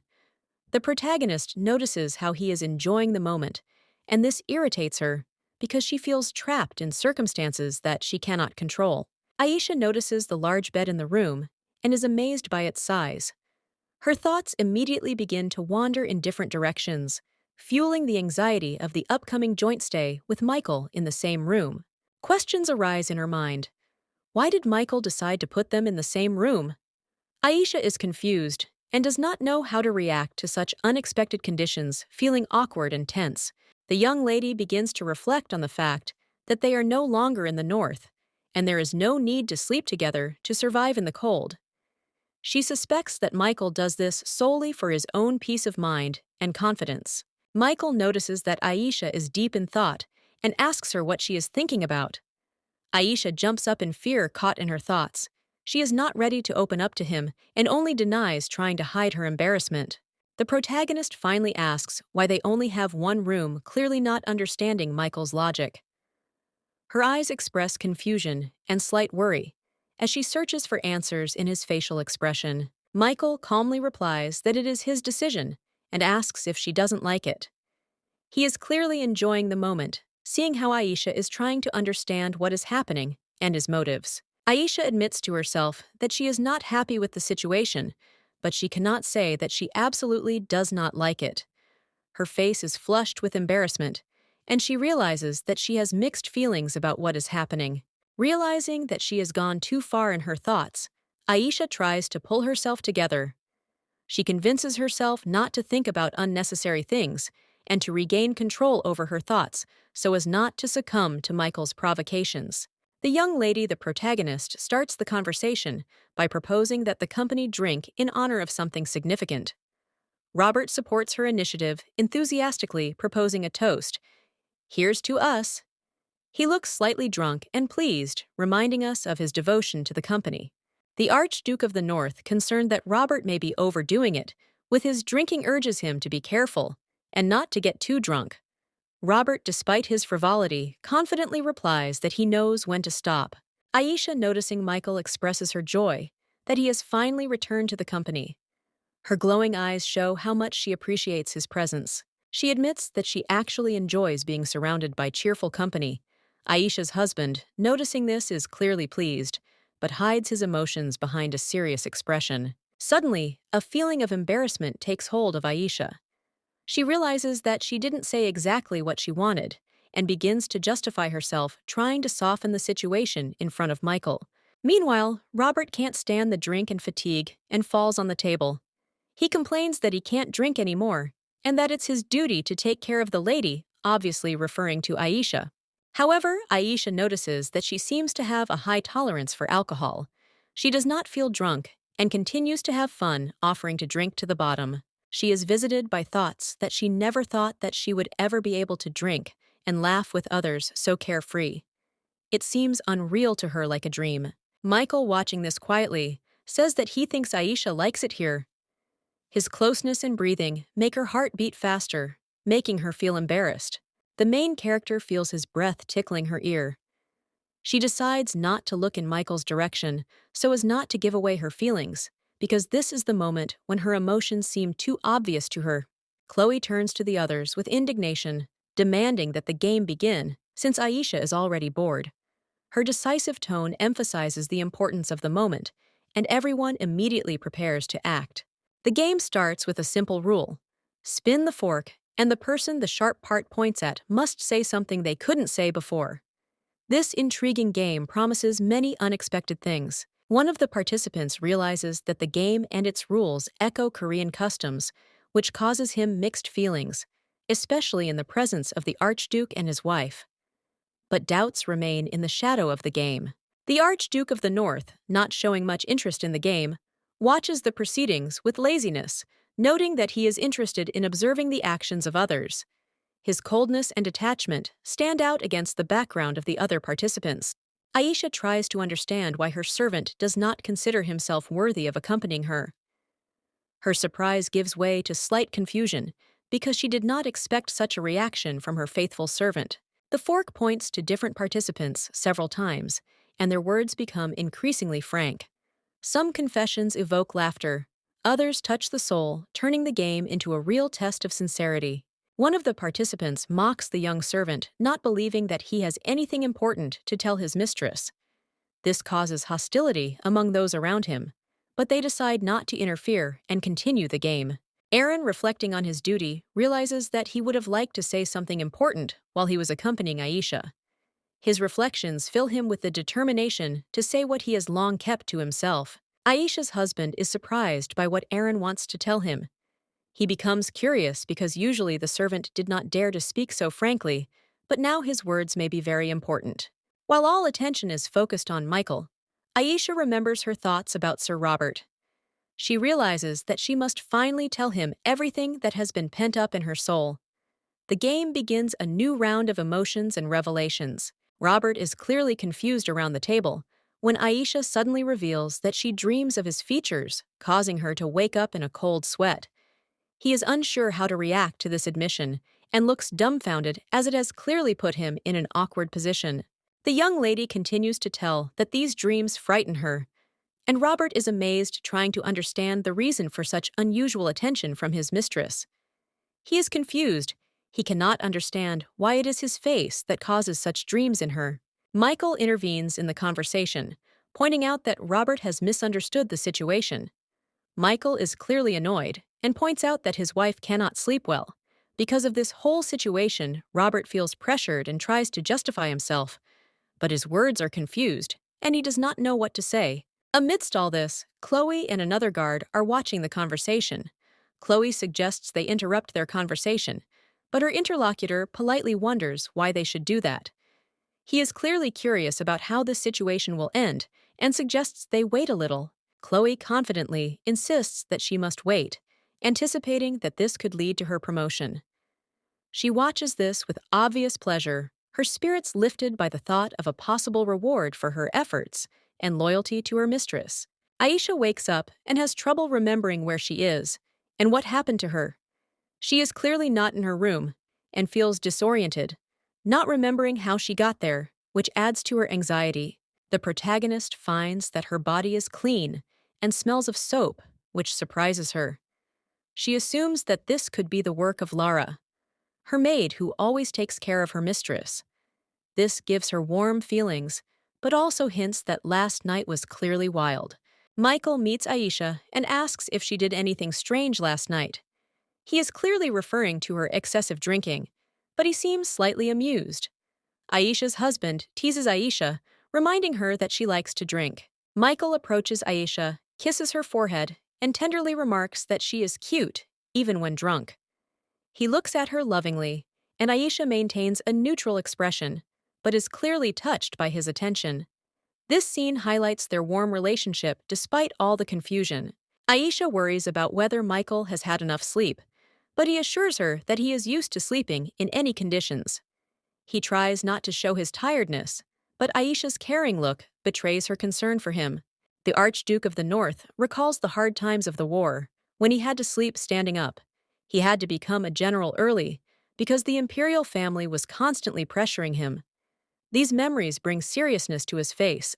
The young lady is sad, imagining the terrible trials Michael had to go through. He, noticing her mood, gently asks her not to be sad, reminding her that he has coped and is ready to move on.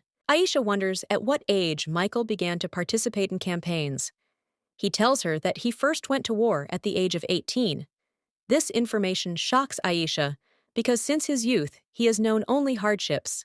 Michael continues to share his memories of pressure from the imperial family and the need to quickly take the place of the general. The main character understands why he is used to being lonely and reserved. Aisha sees Michael in his strict military appearance with flags and weapons in the background. He looks confident and determined, but her heart is filled with sadness because behind this strength, there is so much pain. Michael doesn't want to talk about his past with Aisha, considering it a long-gone stage. He tries to change the subject so as not to delve into sad memories that hurt his soul. The young lady notices that Michael is not ready to share all his experiences and respects his decision. She says that if he does not want to talk, then she does not need to know, but stays close, showing her support. The Archduke of the North offers to tell Aisha something else about herself, pushing the conversation into a lighter, more positive direction. His smile softens as he looks at her, for her presence brings him peace.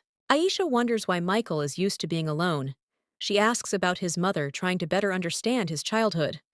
Aisha's husband recalls that his mother was a confident and strong person who did not show weakness even in the face of death, and Aisha is filled with even greater sympathy and warmth for him. The main character is surprised by the care and love of the Northerners. For her husband, Michael notes that she always thought of him as confident and independent. She admires how they respect him, but Michael admits that it took a long time to gain their trust. Michael recalls his childhood when he was a simple child with no skills or understanding of the world around him. Due to his inexperience, he even refused several invitations to the palace, not realizing their importance. Aisha is confused and asks about the invitations because the palace is something significant. The Archduke of the North smiles and tries to explain her confusion, slightly embarrassed by his past mistakes and wrong decision. Aisha's husband says that he once felt no obligation to appear at court because he did not consider himself connected to the imperial family. He admits that he is sometimes prone to outdated notions, but he was young and did not understand their importance. He explains that because of his isolation and northern independence, the imperial family still dislikes him.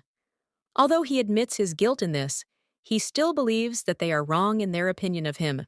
The conflict between the North and the South also played a role. Southerners were unhappy that the North was closing itself off from them, which caused misunderstandings and hostility between the two regions. However, Michael reassures Aisha that everything is fine now. They have become closer and understand each other better, which no longer causes problems and misunderstandings between the North and the South.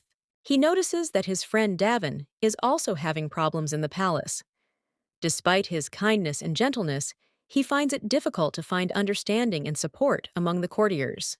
Michael observes Davin at an event and notices that despite his efforts to hide his displeasure, he clearly does not like his situation. This strengthens their friendship and understandings. Although Davin is a kind and warm person who never returns evil for evil, his unique character makes him different from others, which causes him difficulties in relationships with others.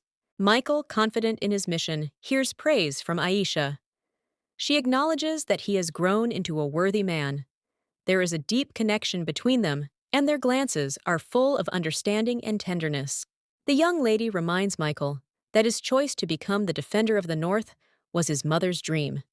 This moment is important to him, and he reflects thoughtfully on his goals and duties. As Michael embraces Aisha, he feels that he has made the right decision to link his destiny with her. A certainty is born in his soul that their union will bring more than just marriage. Aisha, feeling confused and worried, thinks about how Michael may not have benefited from their union. She worries that she is just a person with debts, but he still chose her. Aisha's husband falls asleep next to Aisha, and she watches him with deep tenderness and care. This moment of closeness shows how much comfort and peace are important to each other. The main character, remembering how Michael always holds her hand when he thinks she is cold, wonders if he is worried about her at the moment. She feels protected even when he is sleeping. During breakfast, Aisha's face literally lights up with embarrassment and excitement. This is noticed by the person around her, and her reaction reveals her feelings for Michael. Aisha begins to convince herself that nothing special happened. After all, they just slept together, without any ambiguity. She tries to calm her inner emotions and not think about deeper feelings. The young lady hopes that Michael did not notice her tenderness when she took his hand while he was leaving for training early in the morning. Her thoughts are full of doubts and worries, but she cannot hide her affection. Michael, lost in his thoughts, thinks that if Aisha is silent, it means that she has not noticed his reciprocal feelings. He is sure that no one has guessed about his true emotions and feelings for her. The Archduke of the North states, with satisfaction, that thanks to Aisha, he was able to sleep well, and she reacts with surprise, blushing at his words. Lara, standing nearby, is confused by the ambiguity of his comment, creating an awkward atmosphere. Lara is confused by the way Michael said it, worried that someone might misinterpret their relationship. She nervously states that nothing happened between them, trying to smooth over the situation that caused her embarrassment. Michael responds to Lara's anxiety with confidence, reminding her that they are a married couple. Even if something were to happen, it would not be a bad thing, adding a note of levity to the conversation. Michael reminds Aisha that they are going to go downtown to visit a place she has always wanted to visit. Aisha enthusiastically agrees, her joy visible on her face and her mood brightening in anticipation of the trip. The main character is looking forward to the trip. Her happiness and anticipation fills her, which is reflected in her expression. She is ready to enjoy the time she will spend with Michael. Their plans inspire her for the day ahead. Robert suddenly appears and informs Michael of a problem that requires his attention. He respectfully reports to the Archduke that an unexpected circumstance has occurred regarding their travel. Robert clarifies that there was a technical problem with the carriage, and the problem specifically affected Michael and Aisha's carriage. He suggests that another carriage be prepared for the trip to avoid delays and discomfort. The master responsible for the carriage's condition explains that a crack has formed on one of the wheels. He emphasizes that a serious accident could have occurred if the problem had not been noticed in time, demonstrating his responsibilities. The Archduke of the North asks with caution about the cause of the breakdown, wanting to understand what exactly caused the damage to the carriage. His serious expression emphasizes the importance of the question and his concern. The servant assumes that the problem is due to the poor quality of the wood, which could not withstand the load, but he notes that the wheels were in perfect condition last night, which makes him suspect malicious intent, increasing the intrigue. Aisha watches as Michael gives orders to Robert. He asks to call the guards who were on duty yesterday to investigate further. The situation seems tense. Everyone is focused on solving the problem with the carriage wheel. It is discovered that the carriage wheel looks as if someone had damaged it on purpose. Robert and Michael are surprised by this fact, realizing that the damage could not have happened by accident. This begins to raise suspicions and questions about who could have done this. The guards salute and report to Michael that they are already aware of the incident. They assure that they will investigate and try to find out who is behind this damage to the wheel. Aisha's husband and Aisha watch their actions warily. The young lady examines the wheel and says that yesterday it was in perfect condition. No one saw anything suspicious during the night. Despite this, the damage is clearly intentional, and the situation becomes more and more confusing. Michael and Aisha recall that they returned to the inn in the morning, giving potential attackers plenty of time to strike the wheels of the carriage, leading them to believe that the attack was carefully planned. Aisha is sure that there was enough time to do something suspicious. She shares her guesses with Michael, trying to find an explanation for what happened. The situation becomes more and more mysterious. The Archduke of the North agrees with Aisha that this could not have been an accident, and that it was unlikely that children were involved. He decides that witnesses must be found who could shed light on what happened and orders his men to begin searching. Robert receives orders from Michael to send a reconnaissance team to investigate further. At the same time, he is instructed to go to Walter, presumably to discuss a plan of action. He follows orders, preparing for the work ahead. Aisha's husband instructs that the carriage must be repaired by the next day, as they have an urgent departure. At this point, the entire team realizes that the problem is more serious than it seemed at first glance, and they have a difficult investigation ahead of them. The main character stands on a balcony, looking into the distance at the majestic architecture of the capital. Michael explains to her that the building belongs to the captain of the Imperial Reconnaissance Detachment, a man he trusts completely. Walter, the captain of the Imperial Intelligence Detachment, shows with a calm and confident look that he is ready to fulfill any request of Michael, demonstrating his devotion and loyalty. Aisha is surprised to realize that Michael has connections in the capital. She suggests that they may have become friends on the battlefield, which leaves her feeling a little surprised. Michael remains calm despite the troubling circumstances they find themselves in. The young lady comments on how unperturbed he is, marveling at his composure and self-control. While Michael explains that such situations are rare, he also reminds that most people do not want to die, which adds tension and drama to their conversation. Aisha's husband suggests that they enjoy breakfast first and then head to their destination, although Aisha is hesitant about this decision given the threats that loom over them. Michael reassures Aisha that he will always be there for her. He also says that they cannot miss this opportunity despite the external danger. Aisha, looking at Michael, notices his strong desire to move on, which causes her mixed feelings. On the one hand, she is worried, but on the other, she feels his confidence. During breakfast, Aisha enjoys exquisite sweets, feeling as if she is in heaven. Immersed in this pleasant moment, she is distracted from disturbing thoughts. Absorbed by the taste of sweets, Aisha playfully decides to quickly eat everything, finding joy in this moment and distracting herself from the upcoming events. Chloe, Aisha's personal guard, notices, with a slight smile, that the hostess clearly enjoys the treat.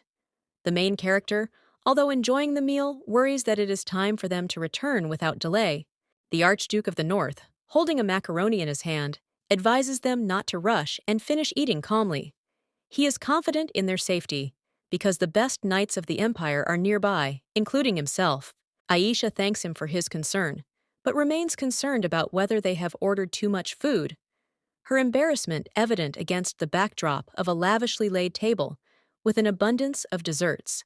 Chloe tries to justify the large order by saying that they have a child with them who needs to eat. Under her gaze, the boy Aaron eats the treat with gusto, trying not to attract unnecessary attention to himself. Robert rushes to Michael with a message addressing him as, "Your Grace." He says that a witness connected with an important matter has been found and must be questioned.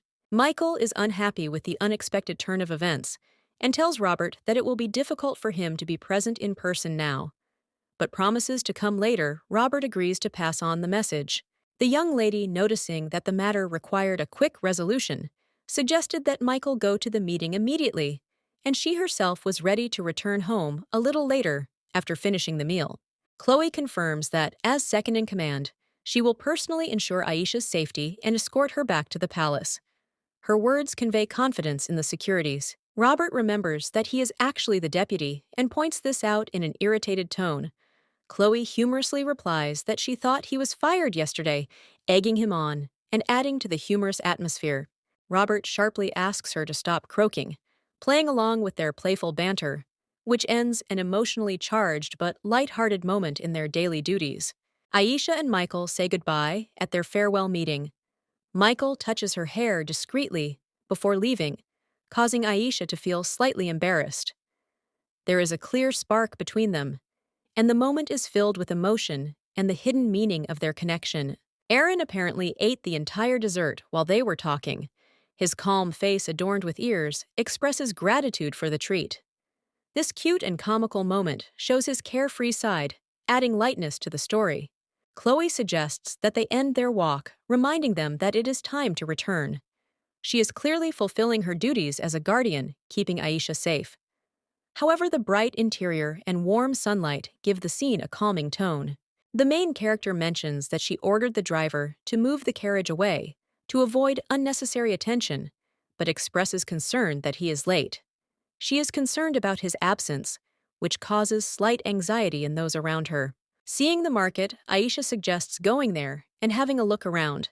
Her face lights up at the thought of going for a walk, and she is genuinely happy about the opportunity. This moment highlights her inquisitive and cheerful nature. Aisha notices the unusual brewed potions.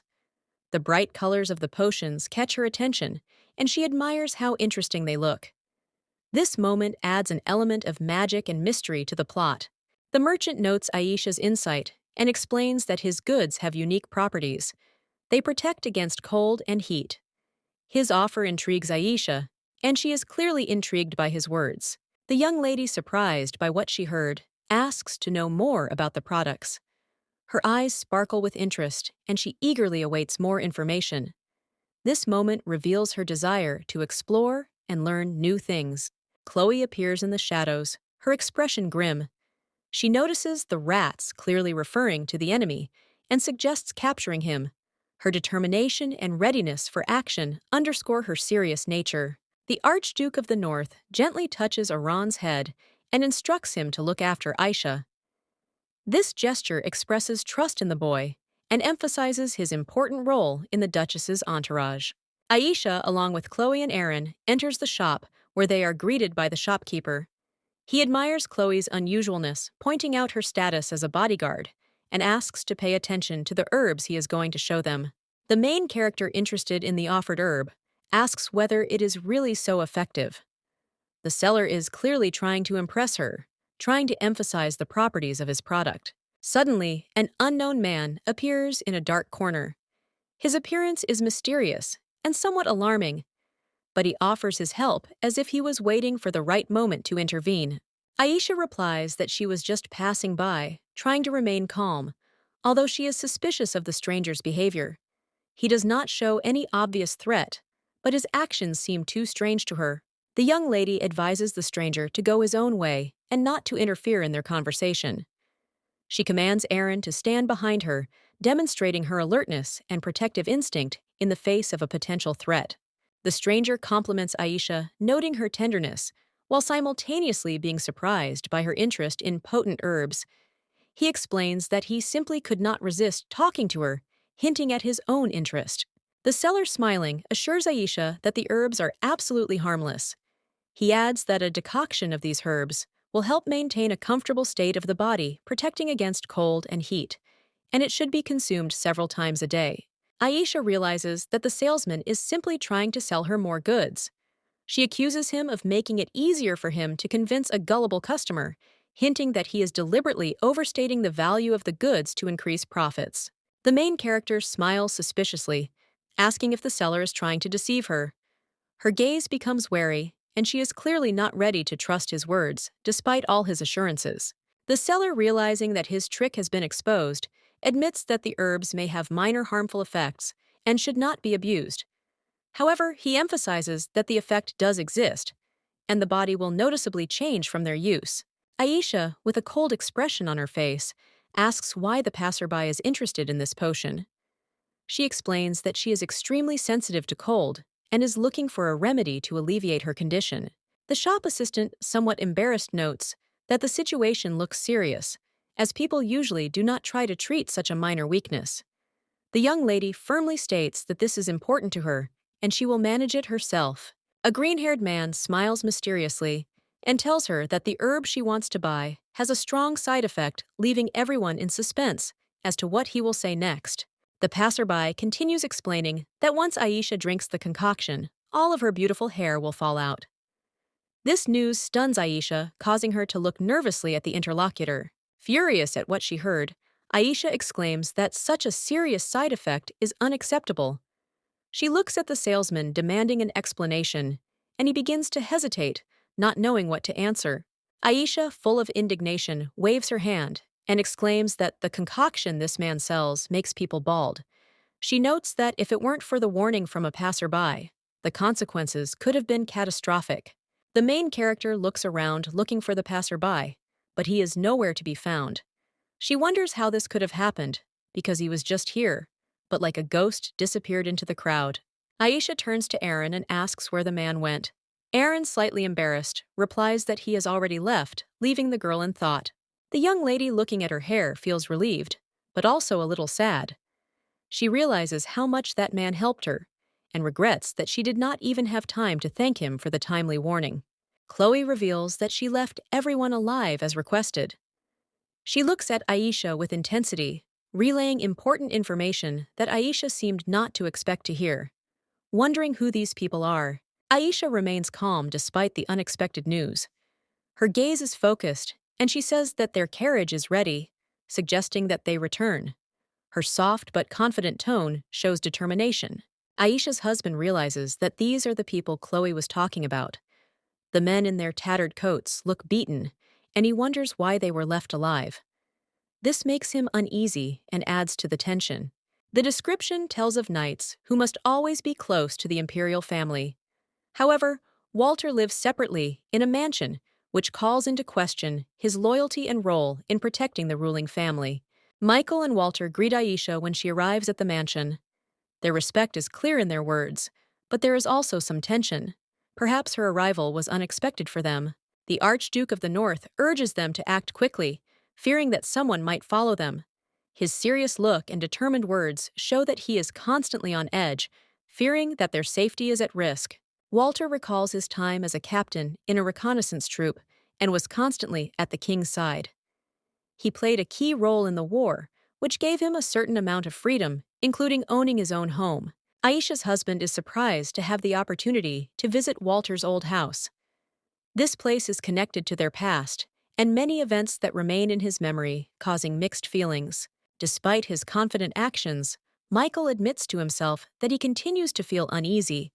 His wariness does not leave him, especially regarding what is happening in the mansion. Walter, meeting Michael, jokes that the report of his visit was the first topic of conversation after a long separation. However, there is a more serious note behind his words, showing the importance of their meeting. Michael says that he has arranged things in advance so that his visit will go unnoticed by the imperial family. Walter mockingly remarks that Michael clearly does not like emperors, but Michael counters that they dislike him rather. Michael expresses his displeasure at being called in for such a trivial matter, believing that Walter could have handled it himself. He does not understand why he was invited at all this time, since the situation seems simple and insignificant to him.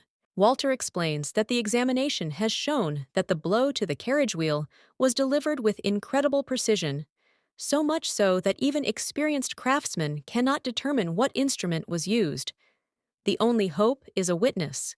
Aisha's husband looks at the girl holding a teddy bear in surprise.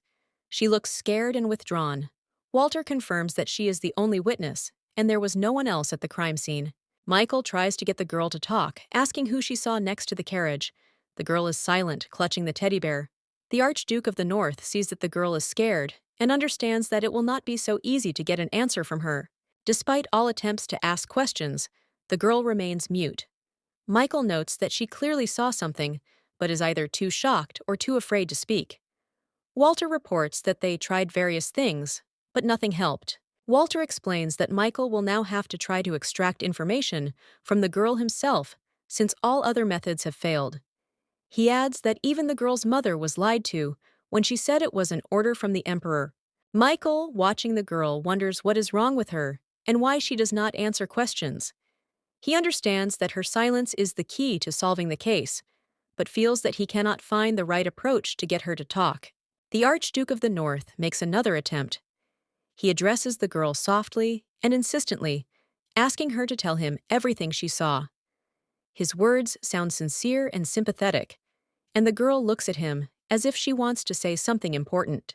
The girl finally opens up and excitedly begins to tell what she saw next to the carriage. Aisha's husband is relieved to know that his efforts were not in vain and that he can now move forward with his investigation thanks to her words. The girl tells Michael that the suspect had black eyes, which made him seem even scarier to her. Michael listens carefully, pondering the meaning of this information, trying to find a connection between the details and the suspect. The Archduke of the North turns to Walter, asking what color eyes most people in the capital have. Walter, slightly taken aback, replies that many have dark brown eyes. Aisha's husband realizes that this answer does little to narrow down the suspects. Michael walks down the corridor, confused, pondering the situation. He begins to doubt his assumptions and suspects, feeling that he is losing the thread of the investigation. His thoughts become more and more confused, leading to an internal conflict. Michael and Robert discuss whether they were wrong to come to the capital without finding enough evidence to press charges. Aisha's husband feels the growing tension and anxiety over the lack of progress in the investigation, wondering if they made a mistake. Michael is convinced that the criminal holds a grudge against him, which only makes him more determined to find the culprit. However, Robert, his personal guard, reminds him that there is not enough evidence to bring charges against anyone yet. Robert tells Michael that they don't have enough evidence to suspect anyone yet. The Archduke of the North clenches his fist, showing his irritation and frustration. It's becoming increasingly difficult for him to remain calm, knowing that the enemy may be closer than he seems. Michael examines the carriage wheel, finding a thin crack that would have taken the intruder at least a couple of minutes to make.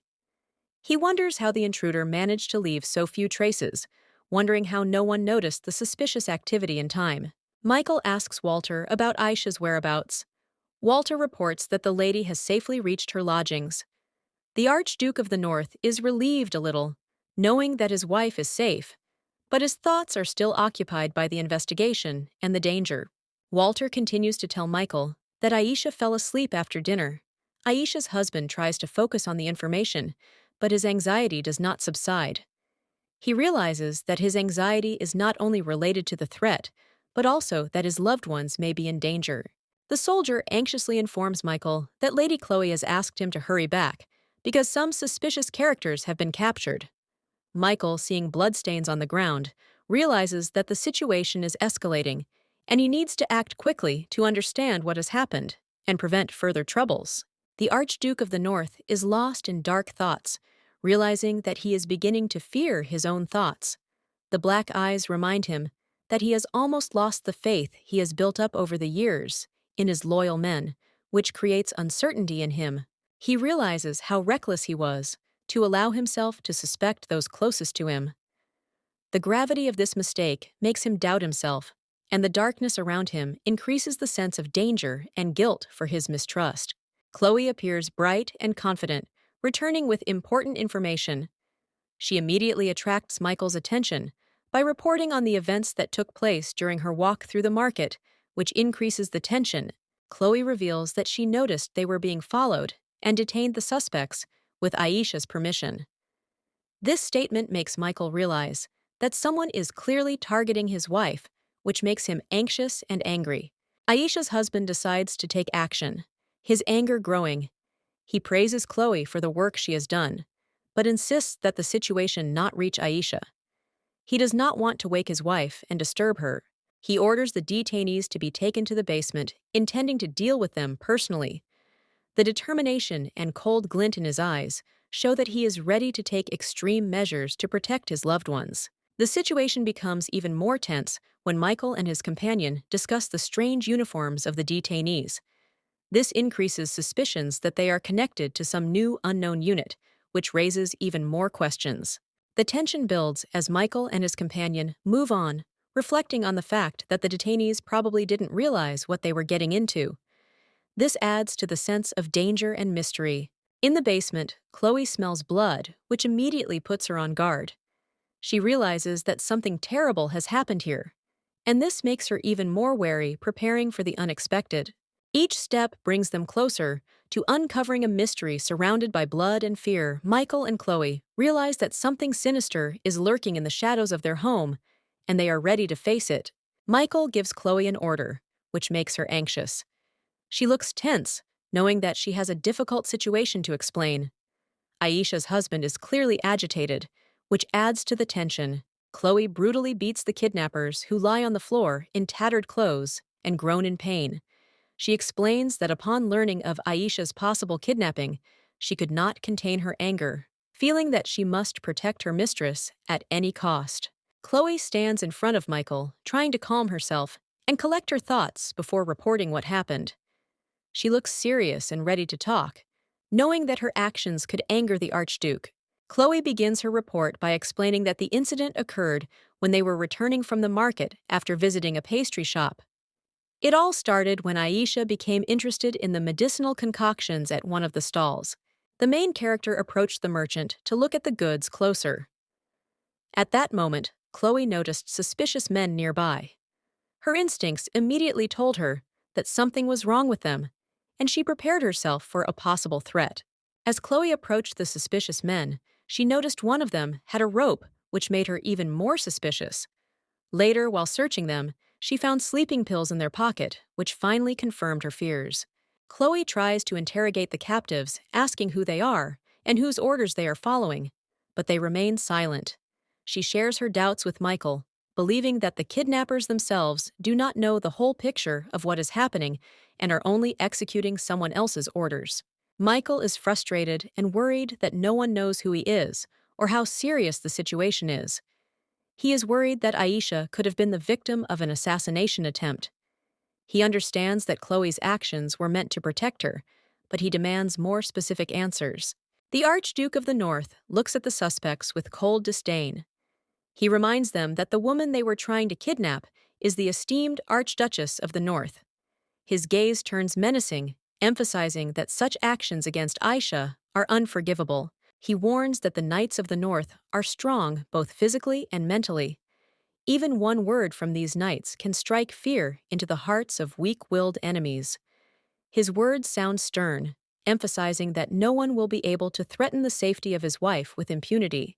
The purple-haired hero ponders the situation, estimating that after the latest turn of events, their enemies are probably scared to death. He is glad to be on the Archduke's side, knowing that it gives him an advantage. The captured kidnappers are begging for mercy in a panic. With broken faces and fear in their eyes, they insist that they are ready to tell everything they know, just to save their lives, begging not to kill them. The kidnappers begin to give information, saying that a few days ago, they were approached by a group of gamblers from the capital who ordered them to kidnap the Highness, a woman connected to powerful people. The group describes how they were first tasked with finding a southern aristocrat who owed a large sum of money. This aristocrat in turn pointed to his daughter, who turned out to be married to a wealthy nobleman, which complicated the matter. The aristocrat, in order to save himself, offered his daughter as ransom, promising that they would pay 3 times more for her.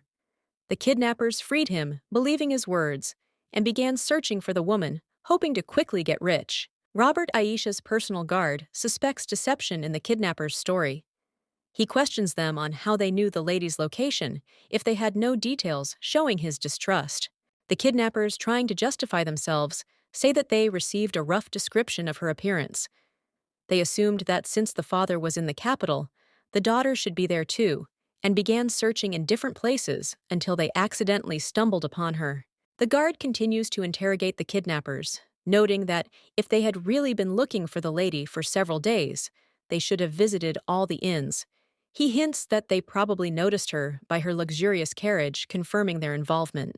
One of the kidnappers confesses in despair that he himself organized the kidnapping, realizing that he could no longer escape. He looks beaten and lost, realizing that his actions led to irreparable consequences. Michael orders his entourage to get rid of the kidnappers, summing up everything that has happened. The scene is tense with his determination and lack of mercy. Isabella Maltian. Davin's mother greets Crown Prince Benjamin with a friendly smile, creating an atmosphere of formality and warmth. She appears confident and calm, demonstrating her aristocratic grace. Benjamin politely responds to Isabella's greeting by holding a rose, which emphasizes his courtesy and respect. His friendly gesture and sincere smile show his affection for Isabella, creating a harmonious interaction. Benjamin notices that Isabella is walking alone unaccompanied and wonders about her safety. She replies that she prefers it this way, as it is something she is used to, emphasizing her independence and self-confidence. Benjamin notes that Isabella is still in the Palace of the Stars, although he expected her to return south. This hints at some intrigue or personal circumstances that keep her there, causing Benjamin to be surprised. Isabella's expression changes when Benjamin mentions her son Davin, hinting that he might miss his mother. This strikes an emotional chord in the conversation, and her eyes fill with sadness, adding to the dramatic moment. Isabella, who remains calm, confidently replies that her son probably manages his duties without her presence. She emphasizes that she only hears good news about him, demonstrating her pride and confidence in her son. The conversation moves to another place where they discuss Archbishop Maltian. One of the interlocutors mentions his successes and achievements, calling him a young ruler, which adds political context to the story, emphasizing his influence and importance. The other nobles discuss Archbishop Literban's achievements in the north, highlighting his considerable merits. Their conversation shows that things in the north are going well under his leadership, adding new layers to the overall political picture. Benjamin, listening to the conversations, becomes a little gloomy. His face expresses concern and hidden disappointment. Perhaps he feels the pressure of responsibility or personal difficulties that he has to face. Benjamin, struggling to control his emotions, admits to himself that he almost lost his temper.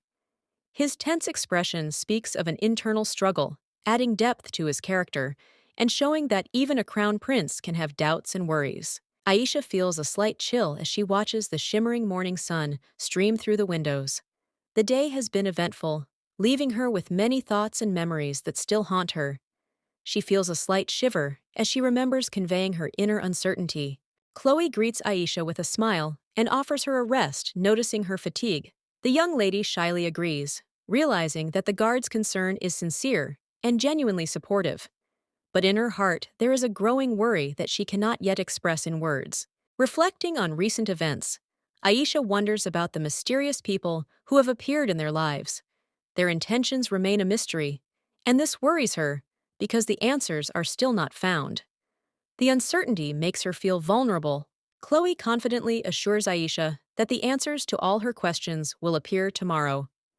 She tries to instill confidence in her ward, but Aisha still can't shake the feeling that the situation may be more complicated than it seems at first glance.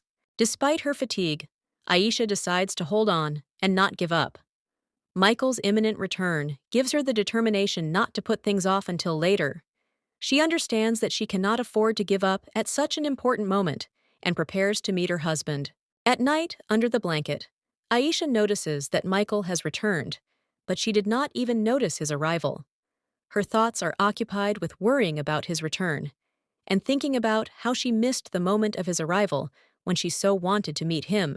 When she steps out into the hallway, everything seems unusually quiet, which only increases her anxiety. Michael was supposed to leave for training at dawn, but everything suggests that something has gone wrong. This silence is not normal, and there is a feeling of something unusual in the air. The Archduke of the North slowly wakes up and quietly asks Aisha how long she has been awake. He too notices her restlessness and is slightly surprised that she is up so early. His eyes show the desire to calm her down, but words are not coming out yet. Aisha looks at Michael and thinks about how many questions she has, but she doesn't know where to start the conversation. Her soft smile expresses a mixture of tenderness and hesitation, because at this moment she needs more than just words. Aisha's husband tells her that the criminal has been caught. He is clearly worried, and his face reflects the thoughts that weigh on him. He intends to explain to Aisha what happened, but first he wants to clarify important details. The main character is surprised and wants to know the details. Michael says that everything that happened is not her fault, and the cause of the problem lies in his father. This revelation makes them both think about how to continue further. The Archduke of the North reveals that his father sold his daughter and even tried to kidnap her, thus showing the full extent of his cruelty and disregard for her as a person. Aisha realizes that for her father-in-law, she is just a thing. The young lady asks Michael an important question about his actions and their consequences.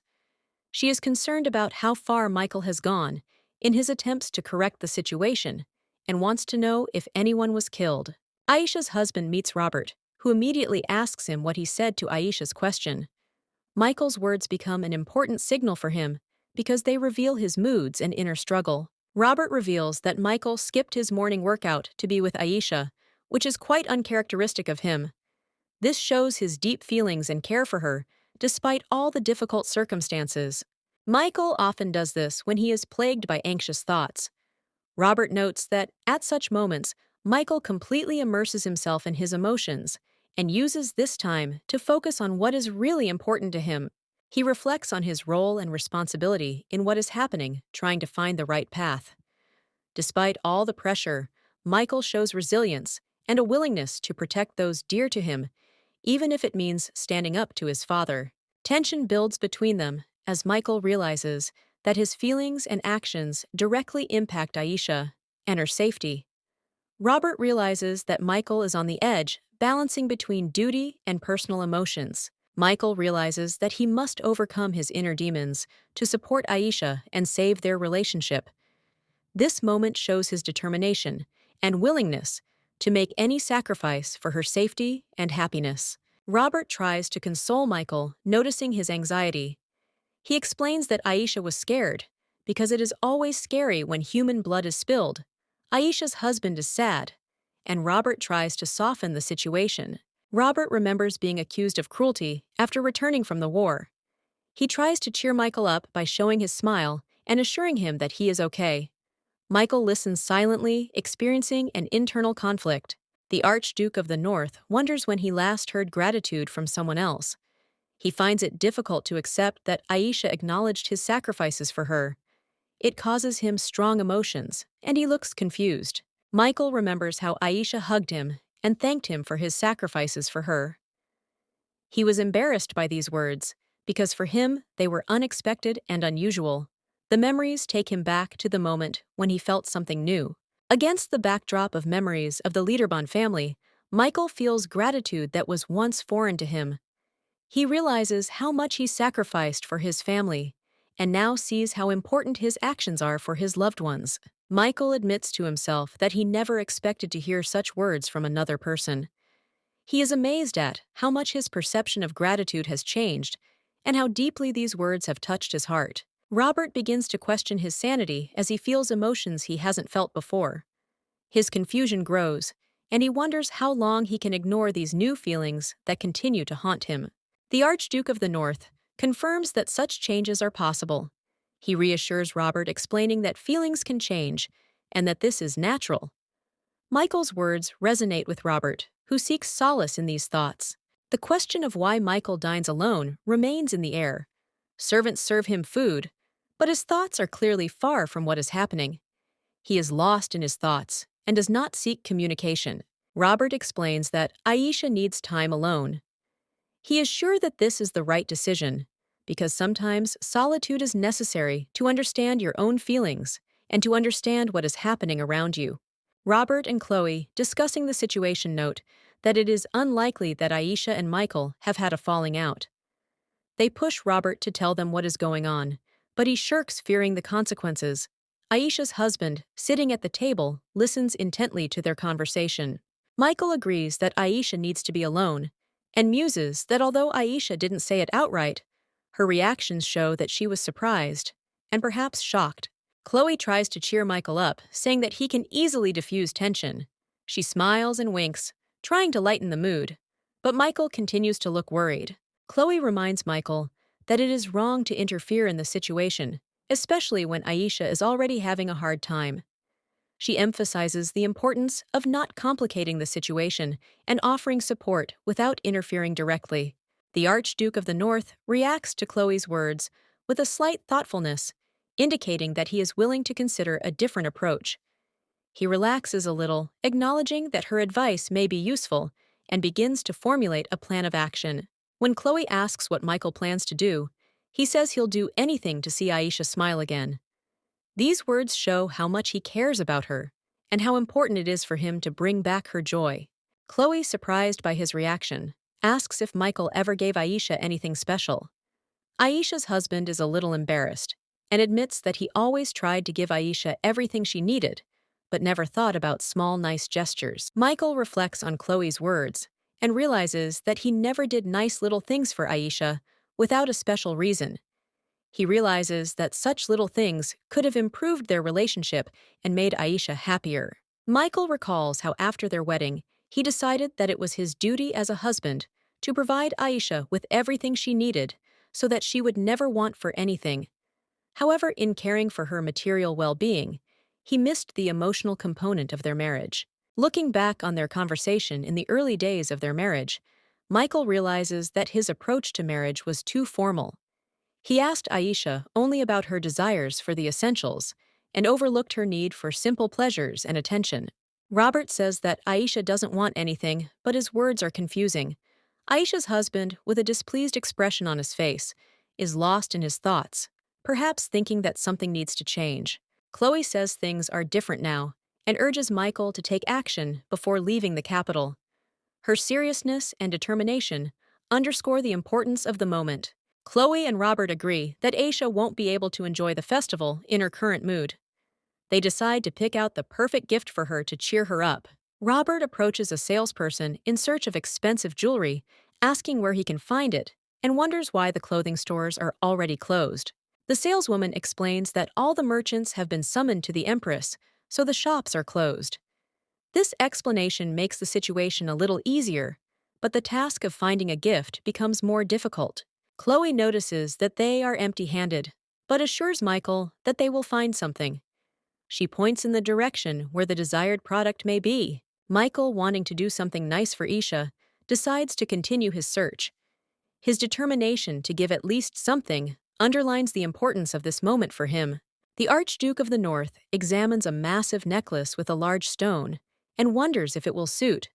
His attempts to please Aisha are met with criticism from the shopkeeper, who suggests choosing something with many different stones. Michael is convinced that the more luxurious the gift, the more touched Aisha will be.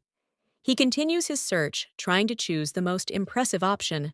Michael finds a piece of jewelry that he thinks is right for him. It is an elegant necklace with a delicate design and sparkling stones. His choice demonstrates his desire to please Aisha, despite all the obstacles. A salesman with a keen eye offers Michael a necklace, assuring him that it would be the perfect gift for his wife, hinting at a subtle understanding of his desire to please his spouse. The Northern Archduke, slightly embarrassed, decides to trust the advice, but is also surprised by the salesman's insight. Aisha's husband doubts his choice, feeling that the offered decoration is too simple. However, trusting the seller's experience, he hands him the money, allowing him to keep the change, just to avoid making a mistake in choosing a gift for his wife. Puzzled by the salesman's insight, Michael, holding his purchase, wonders how the old man could have guessed that the gift was intended for his wife, since he had never said a word about it. The seller explains with a wise smile that with age comes experience, and the ability to notice even the most insignificant details, which helped him guess the true purpose of the jewelry. Michael, still under the impression of the conversation, reflects on the diversity of people one meets in the capital. Each of them can present unexpected surprises like the salesman. Robert and Chloe, who are accompanying Michael, discuss the strangeness of the situation, wondering whether such expensive jewelry can really be sold on the ordinary streets of the capital. Chloe and Robert, tired of thinking and reflecting, decide not to think about what happened anymore, throwing all doubts and smiling in acceptance of the situation as it is. Aisha's younger brother, Ariane, receives a letter that Jerome tells him about. The letter is clearly of interest and may contain important news that will not leave either of them indifferent. Jerome, seeing the contents of the letter, is surprised that it is again from Archduke Maltian, whose attention to Ariane seems strange and alarming to him. Ariane, calmly confirming this, continues reading, preparing for the next test, which may bring with it another letter from the mysterious Archduke. Ariane, lost in his thoughts, recalls the care of Archduke Davin, with whom he had a warm relationship. Despite rumors that they are brothers, Ariane claims that this is not the case. He assures that Davin is simply showing concern for his family, emphasizing his gratitude and respect for the Archduke. Ariane finds it strange that, as a simple student at the academy, he receives letters from Davin so often. He cannot understand why he is so actively interested in his affairs, but he senses some hidden concern in it, perhaps reminiscent of family affection. Jerome, Ariane's friend, also wonders why the Archduke cares so much about Ariane. He suggests that Davin may be interested not in Ariane himself, but in someone else connected to him. The Archduke's attention makes Jerome surprised and even slightly envious. Ariane reveals the secret to Jerome, explaining that all this concern is not really directed at him, but at his sister Aisha. He shows a letter from the Archduke mentioning her name, and Jerome realizes that Davin's attention is focused on Aisha. Ariane examines the letter and confirms that its contents are entirely related to his sister. He recalls how the Archduke often asked about her well-being and needs. This causes mixed feelings in Ariane. He is happy for his sister, but also feels a little forgotten in the midst of these concerns. Jerome is delighted by the news and jokingly suggests that Ariane take advantage of the situation by going with Aisha to the upcoming festival. Ariane shyly waves this off, but the idea of spending time with his sister begins to appeal to him. Ariane, with mixed feelings, agrees with Jerome. He knows that Aisha always invites him to such events, and although at first he feels uncomfortable, he gradually realizes that he wants to spend time with his sister, especially now that Davin cares for her so much. Jerome bids Ariane a cheerful farewell, gesturing to his sister waiting outside. He enthusiastically agrees to go with her, encouraging Ariane and reminding him to enjoy every moment. Ariane, looking at Jerome and his sister, feels a surge of warmth and a little envy at their friendly relationship. Ariane is left alone with his thoughts. He looks at the letter and can't believe that he will soon go to the festival with Aisha. He feels his heart fill with joy and warmth because this time spent with his sister seems special and almost unreal to him. At this time, Davin in his castle receives a letter from Arion in return. He thanks the Baron for the delivery with a smile and reads the lines from the young man. The letter gives him relief and joy, because he sees that his care for Arion's family is bearing fruit, strengthening their bond and closeness. Varon, a young servant, brings a stack of documents and entrusts them to the Archduke of the South Devon. Varon looks a little confused as the tasks multiply and the desk fills with papers. He leaves the documents on the desk, hoping that the Archduke will sort them out. Davin, despite the abundance of work and piles of papers, looks calm and even happy. Varon notices this and wonders how the Archduke manages to maintain such ease in his work, despite all his responsibilities. Davin smiles back, but sees the weariness in his servant's eyes. Varon looks tired and a little worried. Davin notes this with concern, reminding him of the importance of rest. Varon is clearly overtired, as he always tries to keep up and be useful. Varon explains that he didn't try to look so tired on purpose and promises to take Davin's comment into account. Davon is embarrassed and clarifies that he didn't mean to draw attention to it at all, fearing to hurt Varon's feelings. Varon, realizing that he is overworking himself, feels awkward and even a little guilty towards Davin. He admits that the Archduke should not have seen him like this because Varon always tries to be on top of his game. Davin, thinking about current affairs, decides to change the date of the festival, as the flowers will bloom earlier this year. He suggests to Varon to organize everything faster to please the residents. Davin is full of enthusiasm, but understands that this decision will add trouble to the servants and the entire state. He realizes that the accelerated preparations will require great effort, not only from the servants, but from all the people of the South. Davin understands that his decision will change the usual way of life, but is ready to take the risk for the greater success of the event. The Archduke begins to realize that he may have overestimated his strength and taken on too much work. He considers slowing down a bit so as not to overburden himself and others. There are numerous papers on his desk, which only emphasize how busy he is. Despite his busy schedule, Davin decides to take some time for himself and read a letter from Arion. He wants to find a moment of calm in his busy schedule and dives into reading, hoping for support and inspiration from his friend. Aisha smiles as she discusses her recent adventures on the road south. She looks calm, but a little tired from what happened. Her blonde hair flutters gracefully in the wind, and she tries to give her words a light-hearted tone. The Archduke of the North consoles Aisha, explaining that what happened was not her fault and that she should not be upset about it. He carefully holds her hand, showing his support and confidence that she is not to blame for anything. Suddenly, Walter, the captain of the Royal Reconnaissance Squad, appears surprised that Aisha and Michael are leaving without saying goodbye. He reacts sharply to their retreat, as if he does not want to let them go so easily without a proper farewell. Walter, upon seeing Aisha, expresses his surprise to learn that she is actually so sweet and not at all like her rude and cruel husband. His gaze shows genuine interest and curiosity in her personality. After introducing himself, Walter displays his manners, apologizing for not telling her his name right away. He says that he is the captain of the Royal Reconnaissance Squad and is pleased to meet her. He tries to win Aisha over with his charm. Aisha's husband understands that Walter will be willing to fulfill any request he may make, since they have known each other for so long. Michael's thoughts about the captain go deep into his reflections on the past and the bonds they share. The main character introduces herself to Walter, responding to his greeting, and expresses her pleasure at meeting him. She remains polite and courteous, but Michael asks her to leave the formalities aside, wanting a more direct communication. Aisha thanks Walter for his help and for his words, trying to show her gratitude. She looks sincere and slightly embarrassed, but her gratitude sounds warm and heartfelt, which touches everyone present. Walter explains that he has wanted to meet Aisha for a long time and regrets that he interrupted her meeting with the Archduke, thereby causing Michael's displeasure. Michael, standing nearby, confirms that he was not offended, although Walter does not seem to believe his words.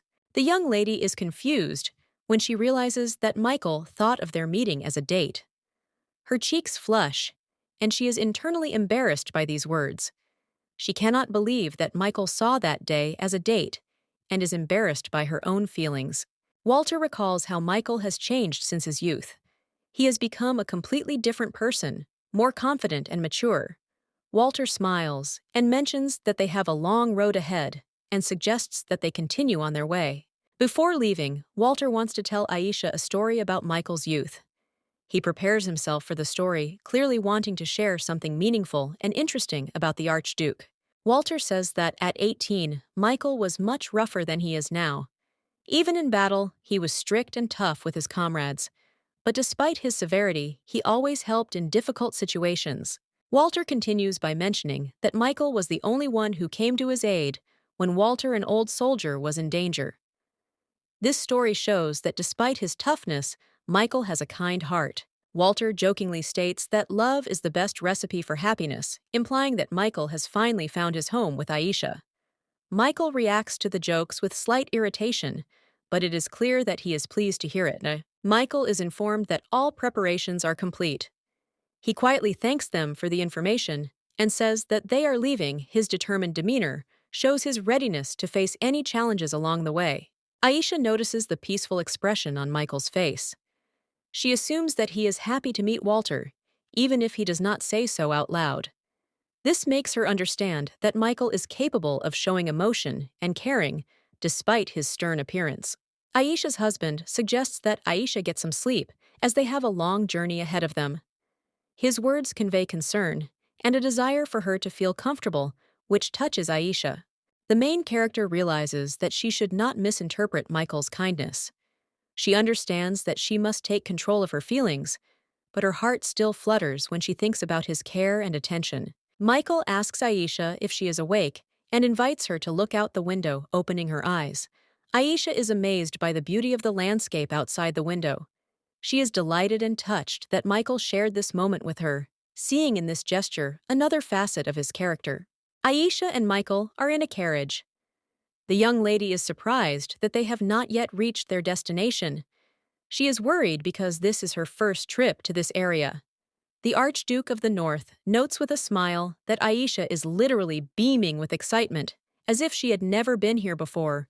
Aisha looks at the sunset outside the window and admits that this is all new to her. Even though this is Chloe's homeland, Aisha feels strange not knowing how to react to such beautiful landscapes because she sees them with her own eyes for the first time. Suddenly, Chloe looks out the carriage window and announces that dinner is ready. She is clearly in a good mood and having fun, and Aisha is a little confused by her unexpected appearance and suggests that everyone get out of the carriage. Michael and Chloe make it clear that now is the perfect time for a special event, pushing Aisha to take advantage of the opportunity. The protagonist, although not fully understanding what is happening, begins to sense that something important is about to happen. Michael asks what's going on when he sees Aisha is a little confused. Aisha is just beginning to catch on to the surprise, her face alight with anticipation as she turns to Michael with a questioning look, and Chloe watches their reactions closely. The Archduke of the North hands Aisha a small box, tied with a red ribbon, and asks her to accept this gift. The young lady, holding back her emotions, carefully takes the box, not knowing what is inside, but her heart flutters in anticipation. Aisha asks if she can open the gift, and Michael smiles and allows it. Her gaze becomes more focused. She looks closely at the box that promises something special that can change her feelings and thoughts. Inside the box is a necklace that Michael chose especially for Aisha. When Aisha sees the necklace, she remembers Michael's eyes, realizing how much it means to him. She is amazed at how subtly he noticed her preferences. The main character looks at the decoration with deep feeling, noticing that it is the first time she has received such a gift. For her, it is not just a decoration, but a symbol of their special relationship and Michael's deep feelings, which causes a wave of gratitude and tenderness in hers. Aisha's husband comes closer and offers to help Aisha put on the necklace. She, feeling his sincerity and care, agrees. At this moment, something more than just a gift is given between them. It is an expression of their mutual feelings and understanding of each other on a new level. Aisha notices that her necklace, which is made with grace and sophistication, suddenly breaks and falls to the ground, crumbling into pieces. This event causes her unexpected disappointment and confusion. Michael, worried about the situation, asks Aisha if he pulled too hard. The young lady holding her hands in front of her assures him that this is not the case.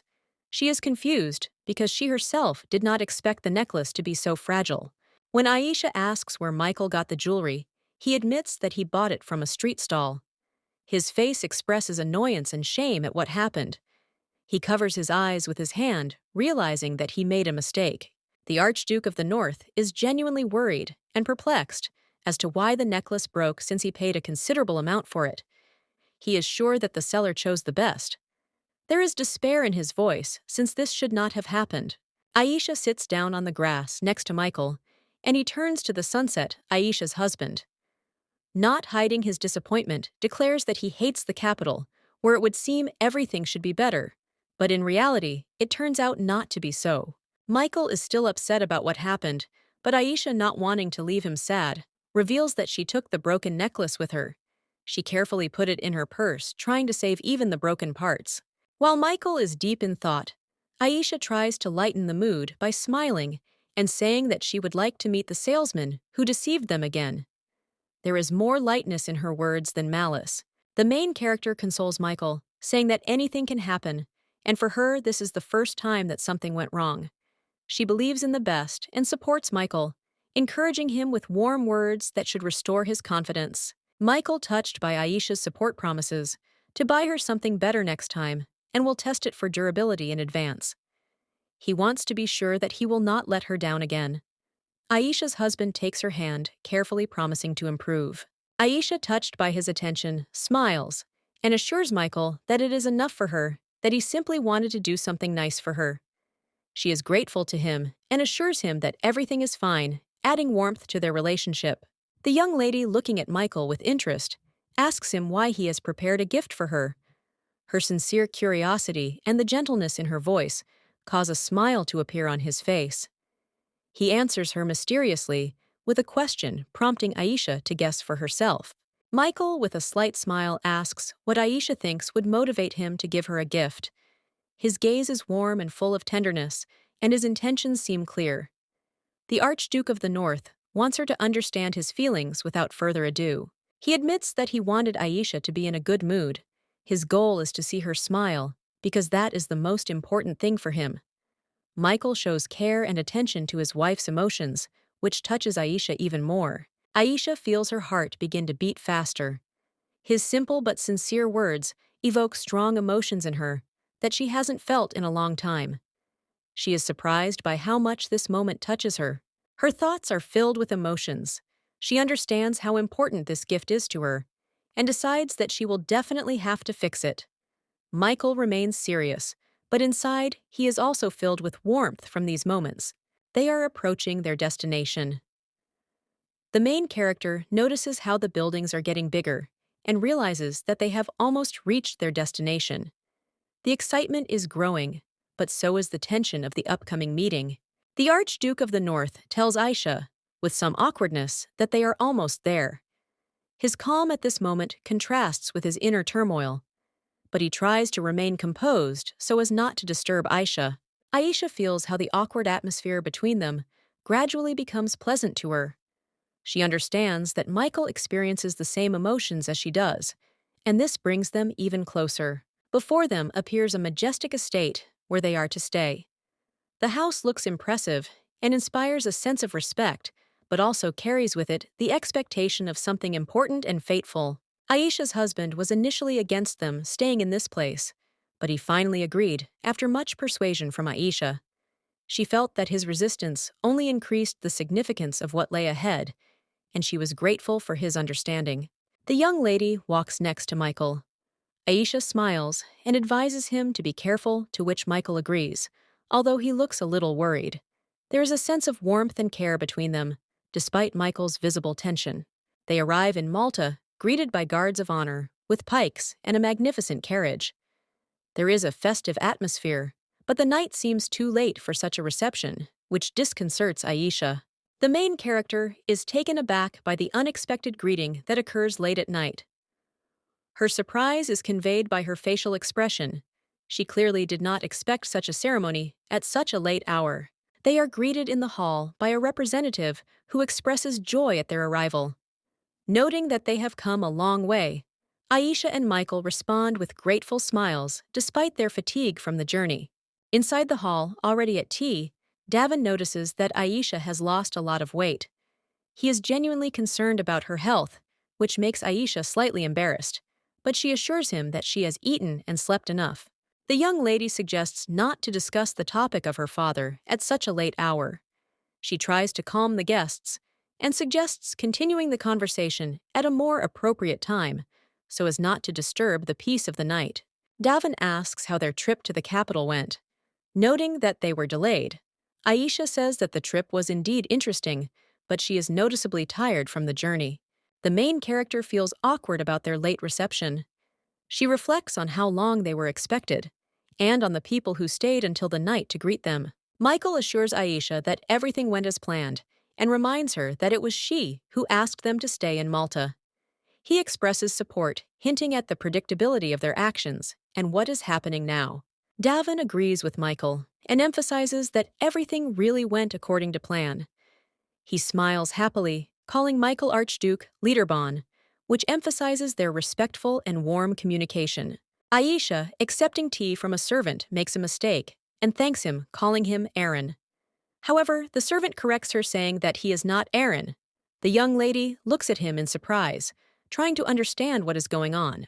The second servant, Veron, enters the room, and it becomes clear that both servants are twins.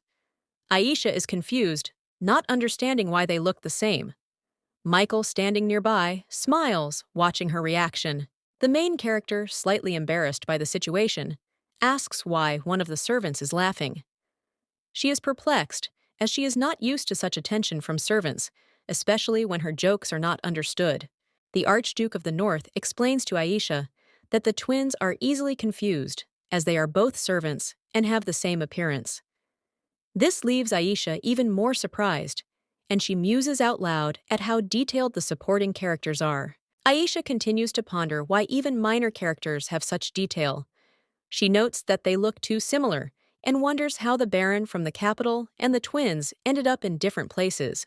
Aisha's husband tells Aisha about the laws of the capital, according to which the right to property remains with the one who lives in the place the longest.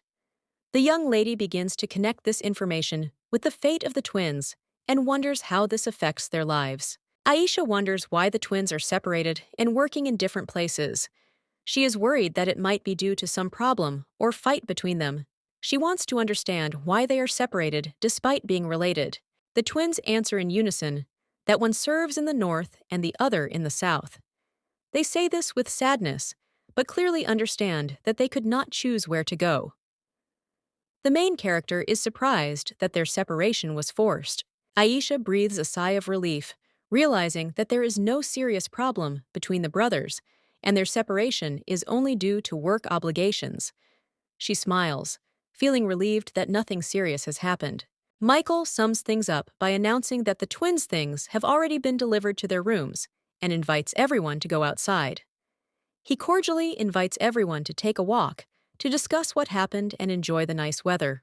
Davin welcomes Aisha and Michael into his palace, offering them large rooms to rest in. The young lady looks around warily, sensing the tension in his words. Davin is clearly trying to create a welcoming atmosphere, but his intentions seem suspicious. Michael and Aisha are faced with an unexpected situation when they find out that they have been given one room for the two of them. Aisha is shocked by this turn of events and tries to understand Davin's true intentions, who reminds them of the rules in his house. The protagonist wonders why Davin is so interested in their presence. She notices that everyone is waiting for her decision and feels the pressure growing. Aisha's husband and Davin watch her reaction tensely, as if trying to guess how she will react. Overcoming her confusion, Aisha decides that she and Michael will sleep separately. She says with a smile that she has long dreamed of sleeping normally without curling up on a small bed. Her joy is visible on her face. She is confident in her decision, despite the strange situation. In the evening, when Aisha finds herself in her room, she realizes that the bed is incredibly large for one person. She cannot shake off the feeling of loneliness despite the luxurious surroundings. Thoughts about Michael haunt her, and she wonders if she did the right thing. In the darkness of the room, Aisha finds no peace. Her thoughts drift towards loneliness and separation, and she begins to question her decisions. Doubt and anxiety overwhelm her, and she wonders if perhaps she has done the wrong thing. The next morning, Davin notices Aisha's tired appearance and asks if she slept well. Aisha tries to hide her displeasure and assures him that everything was fine. Although her appearance suggests otherwise, she realizes that she is having a hard time adjusting to her new surroundings. The young lady notices her tired face in the mirror and admits that she only fell asleep in the early morning. Her thoughts return to Michael, and she realizes that it is not only the sleeping conditions that bother her, but also the emotional distance between them. Aisha learns that Archduke Liederbahn has entered the room. Her face expresses slight anxiety, but she calmly orders him to be let in. It is a meeting full of hidden emotions and the anticipation of an important conversation. When Michael enters, Aisha immediately notices his tiredness. She asks him solicitously if he has had enough sleep, and he smiles and replies that it is she who looks restless. A slight hint of humor passes between them. Michael explains that he couldn't sleep because he felt empty in the room. His tense body language and hidden melancholy suggest that he's worried about something more than just lack of sleep. The main character is surprised by his confession. She seems touched and embarrassed at the same time. This moment brings them closer, creating an atmosphere of some intimacy and mutual understanding. Suddenly, Aisha realizes that she has said too much and begins to feel embarrassed. Her thoughts are full of excitement, and she blames herself for accidentally revealing her feelings. This moment makes her image even more human and touching. The Archduke of the North, slightly blushing, makes an unexpected proposal. He thinks that they should ask to share a room together so as not to feel lonely. This proposal sounds so frank that it adds intrigue to their relationship. Aisha is surprised by the beauty and fragrance of the flowers that surround her. It is a completely different world than the cold north she is used to. She enjoys this moment, trying to hide her embarrassment. Michael, feeling her worries, understands that this is a special opportunity for her too. He experiences mixed feelings, because for him, this is a new and unknown feeling of warmth and care to which he is not yet accustomed. As they walk together, they notice how the people of the South greet Michael with friendliness and warmth. The young lady sees that he is as close to these people as he is to the people of his native North, which makes her feel proud of him. A child runs up to them and places a wreath of flowers on Aisha's head, welcoming her from the South. This gesture symbolizes her acceptance into a new world where there is warmth, care, and love, and she feels welcome. Aisha looks tenderly at Michael, who is hesitantly wearing the flower crown the children have made. She notices how beautiful the crown looks on him and speaks of it warmly, noting the sweet efforts of the children who worked hard to collect the flowers. Michael reluctantly agrees to this, but feeling uneasy, hands the flowers to his guard. Robert happily accepts the flowers, smiles, as if embarrassed by the concern, and readily agrees to help his master at this moment. The main character, observing this situation thoughtfully, asks if she should also take off the flowers, because in her opinion, it is not very comfortable for an adult woman to look so childish. But Michael asks in surprise why she wants to do this, because flowers suit her. At this time, Aisha notices how the atmosphere of the holiday surrounds them. There are flowers everywhere, and it seems to her that the whole city has turned into a huge garden. She reflects on the fact that it is not for nothing that this festival is called Flower Festival. Flowers have filled every corner of the city. Davin approaches Aisha and is surprised to see that she likes flowers. He remembers how he asked her out several times, but she always refused. This raises questions in him, and he waits for the answer with interest, looking at her. The Archduke of the North, standing nearby, notices that Aisha also has a favorite flower. This catches his attention, and he shares this information as if discovering something new and important about his wife. This flower is Kilimanjaro. Aisha's husband describes it as bold and unusual, which surprises Aisha. Her funny reaction suggests that perhaps Michael is exaggerating, a little adding his own personal impressions. Aisha suddenly realizes that the events unfolding before her do not match the original story, which did not include this scene.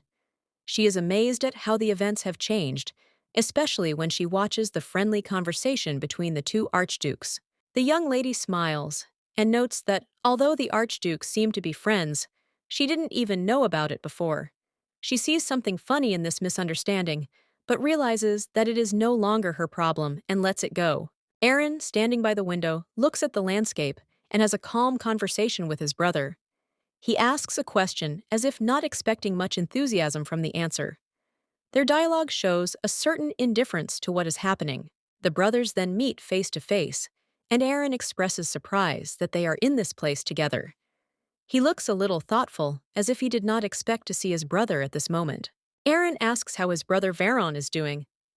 In the silence and contemplation, Varon only says the word brother, hinting at something important that he may not dare to discuss directly. Aaron, looking out the window at the courtyard, asks if his brother saw the lady while she was in this place. He is clearly worried that something has escaped his attention. Perhaps someone important was here. Varon notices that the lady has changed a lot since she got married. Her status has increased, and apparently she is quite happy with her new life. At this time, Aran is thinking, listening to his brother. Reflecting on the woman, the brothers realize that she is not the kind of person who will depend on a title or status. This thought calms them, and they see her inner strength, which they admire. One of the brothers notes that she reminds him of their sister, which suggests family ties, and the influence of family on their perception of people. This fact makes him wonder about her role in their lives. Meanwhile, Michael and Davin are engaged in a lively conversation. Davin is worried that he was unable to find out where the person he is looking for is Michael. On the contrary, is calmer and tries to console his friend. The Archduke of the North confidently assures Davin that he has nothing to worry about. As soon as the one they are looking for returns, they will be informed immediately, and they can take action. Aisha's husband says this with absolute certainty. Davin gently reminds Michael of the busy schedule the next day and advises him to be prepared. There is concern in his voice, as they both know that they will have to leave Aisha tomorrow, and this makes them anxious. Aisha meets with other students of the academy, along with her younger brother, Aryan. She is wearing her uniform and discussing what school uniforms look like at this time. There is a lively atmosphere around due to the festival. Davin and Aisha notice the presence of academy students in the city and are confused, as the academy is far away. Davin explains that they are currently on holiday due to the festival, which is why they are here. The main character is surprised that Aryan also came to the festival, but Davin confirms that he will arrive tomorrow and immediately return to the academy. This causes mixed feelings in Aisha. Aisha, being naive and trusting, is surprised to learn that Davin specifically asked Aryan to come.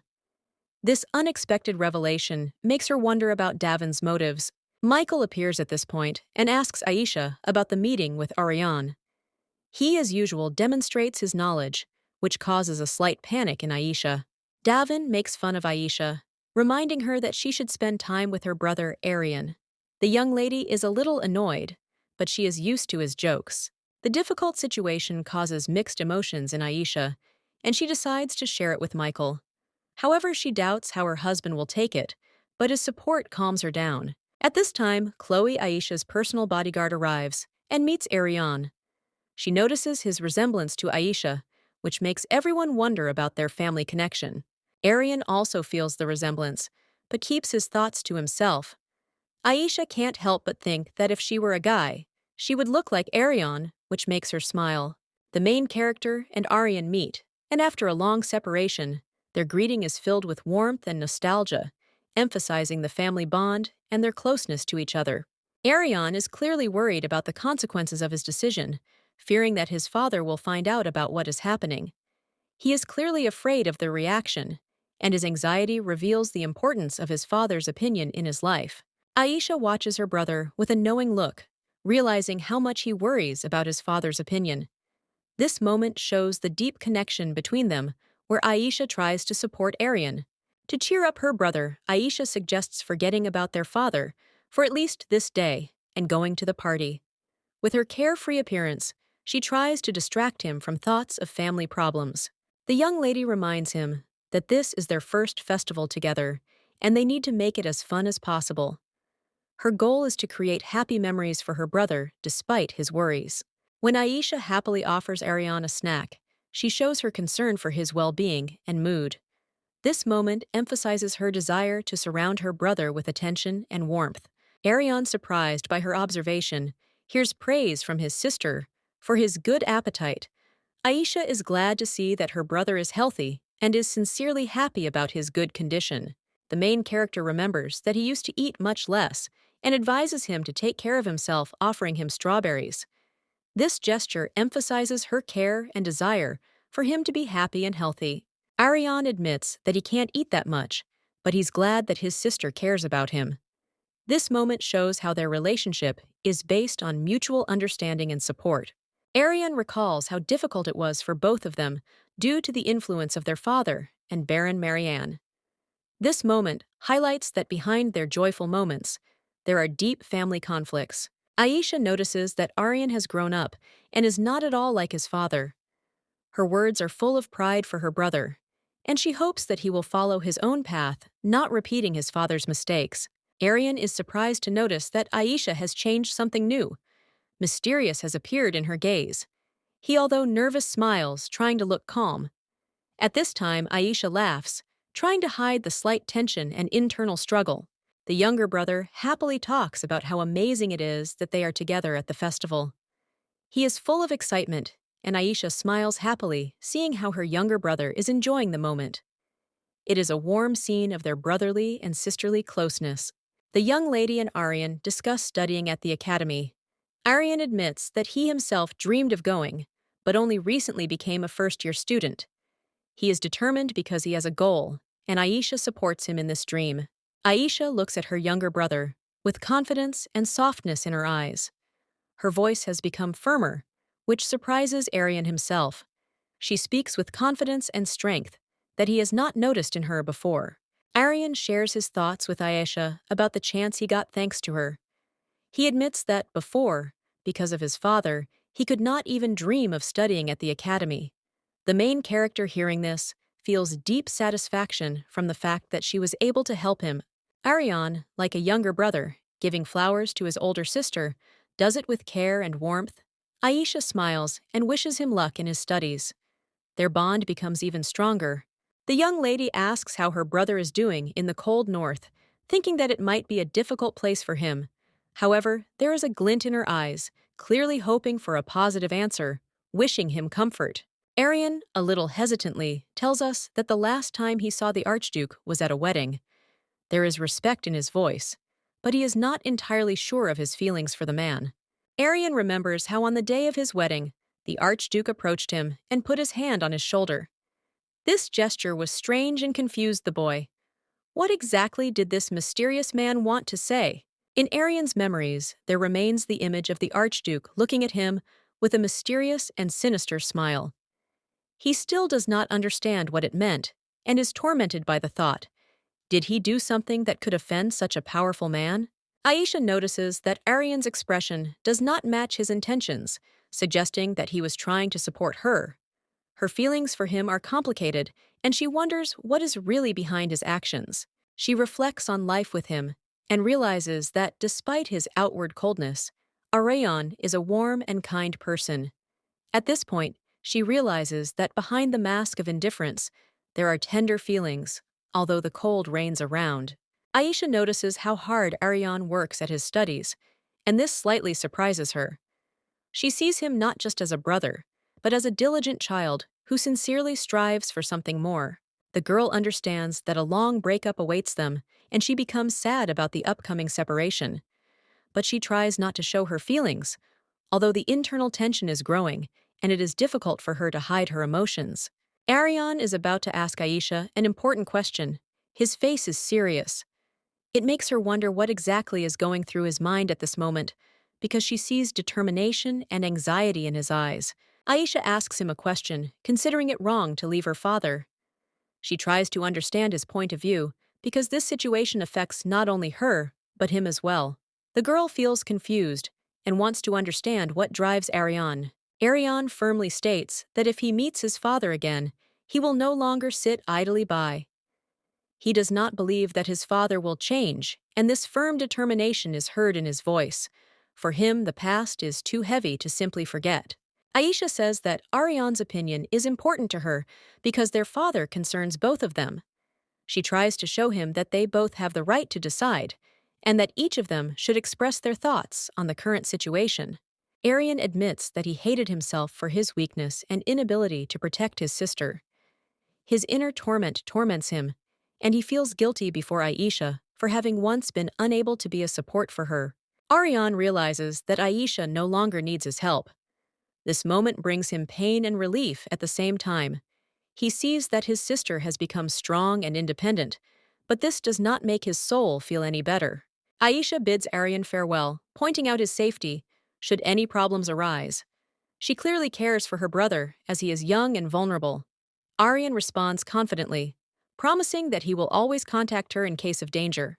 Arian is relieved to know that his sister is okay.